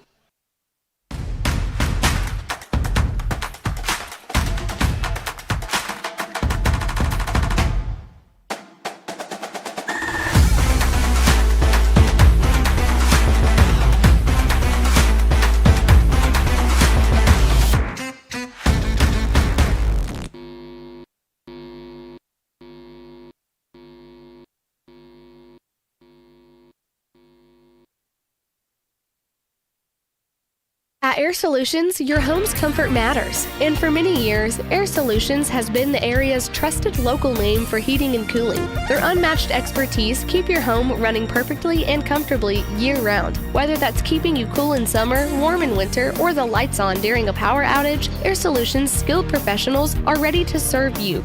And they always respect your time and hard-earned money. For reliable and honest service, trust Air Solutions in Poplar Bluff, 573-840-0844. Pizza Inn wants to know, what's your favorite slice? Is it our classic Supreme in all its warm, cheesy goodness? Or maybe it's the Meaty Max with its perfect combination of flavors and textures. And don't forget the fan favorite chocolate chip cookie dessert pizza, a mouth-watering masterpiece. Your Poplar Bluff Pizza Inn serves up all your favorites, so no matter what slice you crave, Pizza Inn will satisfy. Pizza Inn, where family and flavor meet. We know the back roads. We know fixer-uppers and the forever homes. We know real estate. We know hard work. And we know how to bring families home. PB Realty, a premier brokerage.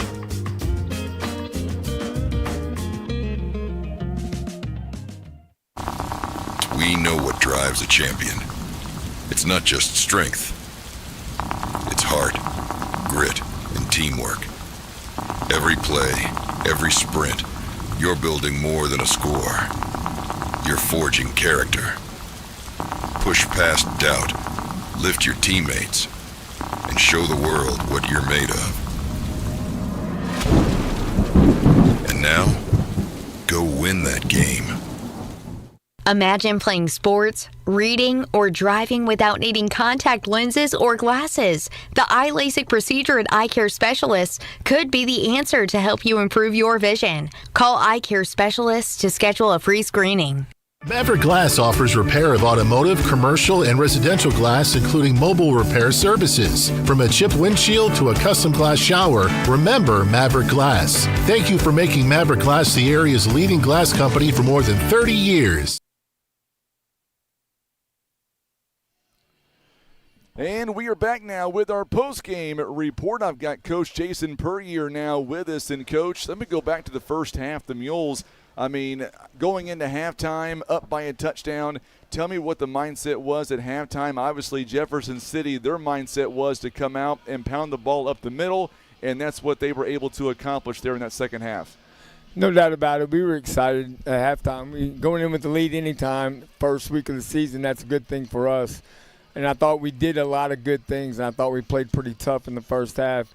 And we really stressed keeping that pace and trying to play mistake-free ball and not try to protect the lead, but actually go out and do what we were doing in the first half. That didn't turn out the way we wanted it to, but that was the idea. You know, the other big storyline is the cramps here tonight that we saw for the Mules. Yeah. I mean, obviously, it's week one. It's hot outside. We kind of expected some of that. Let me go back to Drew Cleveland. Do we have any updates on his status yet? I know that it didn't look good from up here. No, and it didn't look good from down there either. I didn't get any specifics on it. I know the trainer got a hold of him, and he was done the rest of the night. We'll get a lot of that stuff on injuries tomorrow morning, but going back to the cramps, like you said, it was kind of unavoidable to a degree, but at the same time, you know, we got to prepare a day or two before, and I know we weren't the only, guys. Jeff City was struggling a little bit as well. You know, and then you look at some of our guys here. What I like about this team, and we talked about this in the gym a lot this season, Coach, or this offseason, this team is not going to quit. We saw that time and time again. It just turnovers got us in the wrong spots inside the 5-yard line, not once but twice. Take away that and give us 14 points, it's a much different ball game. Oh, no doubt about it. Third quarter, we're down there ready to score and get right back into this thing, and then they take a 95-yard drive on us. Obviously, that kind of took the wind out of our sails. And to be honest with you, I think that the telltale in the second half was they're big. They're big, and there's no doubt about it. And they had some pretty good, stamina in the second half, and we got pushed around. There's no doubt about it. It came to tackling tonight, Frankie. We did not tackle well on defense. We didn't swarm to the ball, and I think they wore us down a little bit up front. But going back to what you said, we did not give up. We fought till the very end. I thought the offense gave us some shots there at the end, and it was just a little bit too little, too late. Xavier Finney, 36 carries, 239 yards. I mean, he was a beast to handle here tonight, no doubt about it. Yeah, we knew he was going to be in trouble. He's their go-to guy, and he's a big kid. This kid's maybe 6'1", and he's fast, and he runs the ball extremely hard, and that helped wear us out. And they had a scat back there that did some good things. We missed a lot of assignments in the second half. We had guys coming in that weren't getting the reps in practice that we were used to, and we just missed a lot of assignments. And like you said, I don't think that they're that much better of a team than we are. Tonight they were. But I think we have a lot of things to build from. I think we have a lot of things as coaches to look at on film and get things fixed. And I think we can get them fixed. We got to get healthy. We got to take care of the little things. We got to sharpen up things, and we can't beat ourselves. I'll tell you what, defensively, I thought Mason McCraig, Coach, had a phenomenal ball game. From up here, he was making tackles all over the place. Yeah, no doubt about it. And he's a young kid coming up, only making a name for himself. Yeah. Exactly. And we got to have some of those sophomores to step up because we are kind of young. And some of our go-to guys are playing both ways. We didn't plan on that in the beginning of the year, but with the numbers we have to stretch them both ways. And at the beginning, the first game of the season, they're going to get tired. So we got guys getting reps in that didn't get as many as they probably should have, but that's just part of the game. Let me tell you who I thought stepped up for you guys and made some big plays, and I think we'll say his name a lot this season. Obviously, you've got Ferguson, you've got Gage Arnhart, and Colt Clifford. I thought Kingston Wade Kennedy, coach, had a great game for you guys. Drew the pass interference late in the ball game. That's what you want to see. Yeah, and those guys are blocking well. They got him blocking well on the edges. And Kingston is a kid that's up and coming, another sophomore. Yes. He's got a star written all over him. He just doesn't quite know how good he is. And we do make it a chance to get him the ball. We know we got a guy that can stretch the field. And Gage played well tonight. I know you mentioned his name.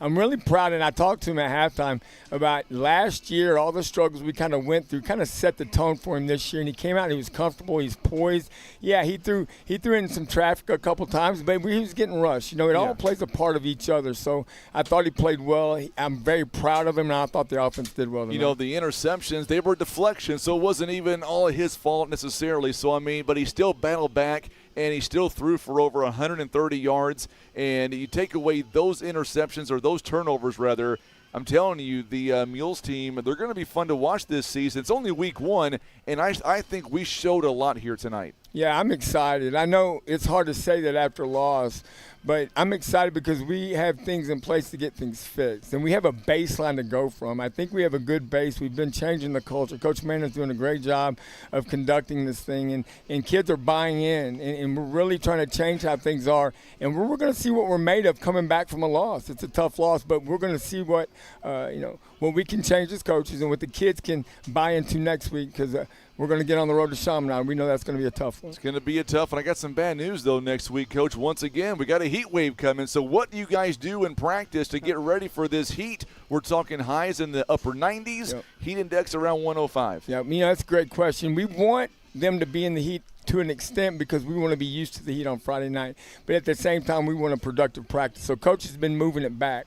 Of course, if we have the wet bulb going to keep us from practicing, we'll move it back to the evening, turn the lights on. It's always nice to be under the lights as well. But, this summer, it being hot, it's conditioned us a little bit. You know what I mean? So it's not been bad, but we try to definitely spend our time wisely because we want to make sure we're healthy. So let me ask you this final question. What will you guys do over the next 6 days, 7 days to get ready for Chaminade? What are some of your biggest obstacles and goals coming up between now and next Friday as we hit the road for 2 straight weeks? As early as it is, we want to make sure that we keep mistakes to a minimum. So I think our organization this week is going to be key as far as the coaches, making sure we organize practice, make sure people are in place and not beating ourselves. We want to give ourselves a chance. I would say on the defensive side, we're going to tackle. I can tell you right now, that's not happening again. We're going to tackle. We're going to get to the ball. We're going to make it a point. But then again, we get to see these things we need to work on, and we have a good coaching staff. Coach Manning, like I said, he knows what to address. Very smart man. We're going to get to those things, and we're going to address those things this week in practice. You and I go way back. We're good friends, right? You know what you just done? We've got a lot of people watching right now. I hope that you'll come back every post game and give us your analysis. You do a phenomenal job, man, on the mic. You should know that. Well, I appreciate it, and we appreciate the time you put in. It's a big deal to us. We love football. You make people love football, and we just want to keep having that support, so thank you for what you do. You betcha. Thank you for the interview, and we'll see you guys next week. Thanks, Frankie. Coach Jason Puryear joining us live here on the post game, and, of course, next week the Mules will be on the road. We'll be live at Chaminade, and the Mules are looking to get on their winning ways. And before we sign off here for the night, we'll bring back in Brian Rosner. And I was looking at some of the numbers at Jefferson City, 400 yards on the, or I should say, of offense, 340 of that on the ground. Mules at 359, but the Mules had 229 yards on the ground. As Coach Puryear was saying, it's only week 1. This team has a lot of room to grow. We just got to get healthy. Yeah, the rushing average is equal for both those teams, but the difference is Jeff City got more snaps, took care of the ball, and was able to finish drives, long drives. And so that was the difference. The biggest play, obviously, was right before half, that big 47-yard touchdown, get it within a point there, and then Jeff City comes right out after the half and just took control of this game, kind of pushed the Mules around in the second half. Like Coach said, they're going to have to tackle better, and Chaminade's looking at that 340 yards rushing, going, we're going to have to run the ball next week. So yes. If the Mules can clean up some offense and take care of the ball, complete some more passes, get that pitching and catching a little bit better, that'll open things up for the run game, and definitely got to keep the defense off the field a little bit because those guys were getting tired. Obviously, it's tough and out there at this time of year. So. anytime you can make the opposing team's defense work a little harder, it'll definitely help you. So, but the 3 turnovers, finish with the two turnovers on the negative side. That's 14 points, and they lose by 10. So you got to think, the Mules had a chance and kind of maybe gave one away there. Hopefully that's what they're thinking. They're not thinking they got beat, but that they can improve on that and move forward because week 2 is going to come pretty quick, and before you know it, it'll be cold out here, and we'll be talking about playoffs. And you won't be with me next week, or you will? Yeah, I'll be there. Okay. Yep. I know Good. coming up is a game you won't be there, so I wasn't for sure which one it was. All right, real quickly, Gage Earnhardt, 9 of 20, 130 with no touchdowns, a couple of interceptions. Ferguson, one of our players of the night for sure. Our player of the game is presented by Day One Chiropractic. And I tell you what, I got to give it to Devin Ferguson here tonight, Coach, not because of just the yardage, just where he was and really keeping his team in it. Offense and defense, yeah. But like I said, I thought, Kingston Wade Kennedy is right there in the mix, as is Mason McCraig on the defensive end. Yeah, and 122 yards on the ground. Anytime you get a 100-yard rusher, it's. Did we get the trivia question answered? We did. All right. What was it? I forgot it already. I'll tell you what. We put the trivia question up on the screen here real quick. There's the question and the answer to tonight's question for our trivia. It is Jesse Rogers. So there you go. Congratulations. I'll go back through the comments here and select a winner on that gift card, and we'll contact you over the weekend.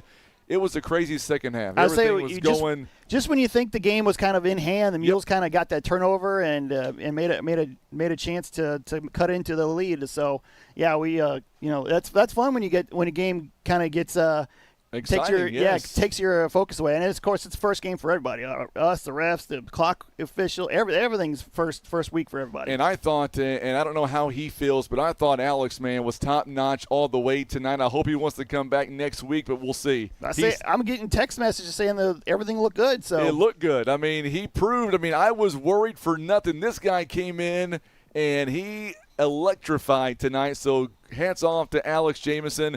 I guess I should say thank you to CJ because it is her birthday coming up this weekend, and she did allow him to come out here tonight. Brian, great job as always, my friend. I look forward to having you back on the air next Friday night live at Chaminade. Yep, can't wait. It's going to be a lot of fun. And real quickly, before we say so long, our broadcast tonight, it's all been brought to you by First Midwest Bank, Kennedy, Robbins, Yarborough, and Henson, PB Realty, Whitworth Gift Chest Jewelers. Also being brought to you by Divine Family Eye Care, Vision Source Pizza in Barker's Towing and Auto Repair, Wolf Creek Power Sports, Christian Automotive and Tire, Eye Care Specialist, Larry Hillis Dodge, Air Solutions, Farm Credit Southeast Missouri, Kevin's Auto and Tire, also Little Shellhammer and Richardson Law Offices, Maverick Glass, Wind Supply of Poplar Bluff, also being brought to you by Costello's, Baldwin Chevrolet, Ozark Total Healthcare, Kent Carlton Shelter Insurance, Big Whiskey's, Missouri Highlands Healthcare, Day One Chiropractic, HMI Fireplace Shop, also Flooring Direct, and the Juice Cafe.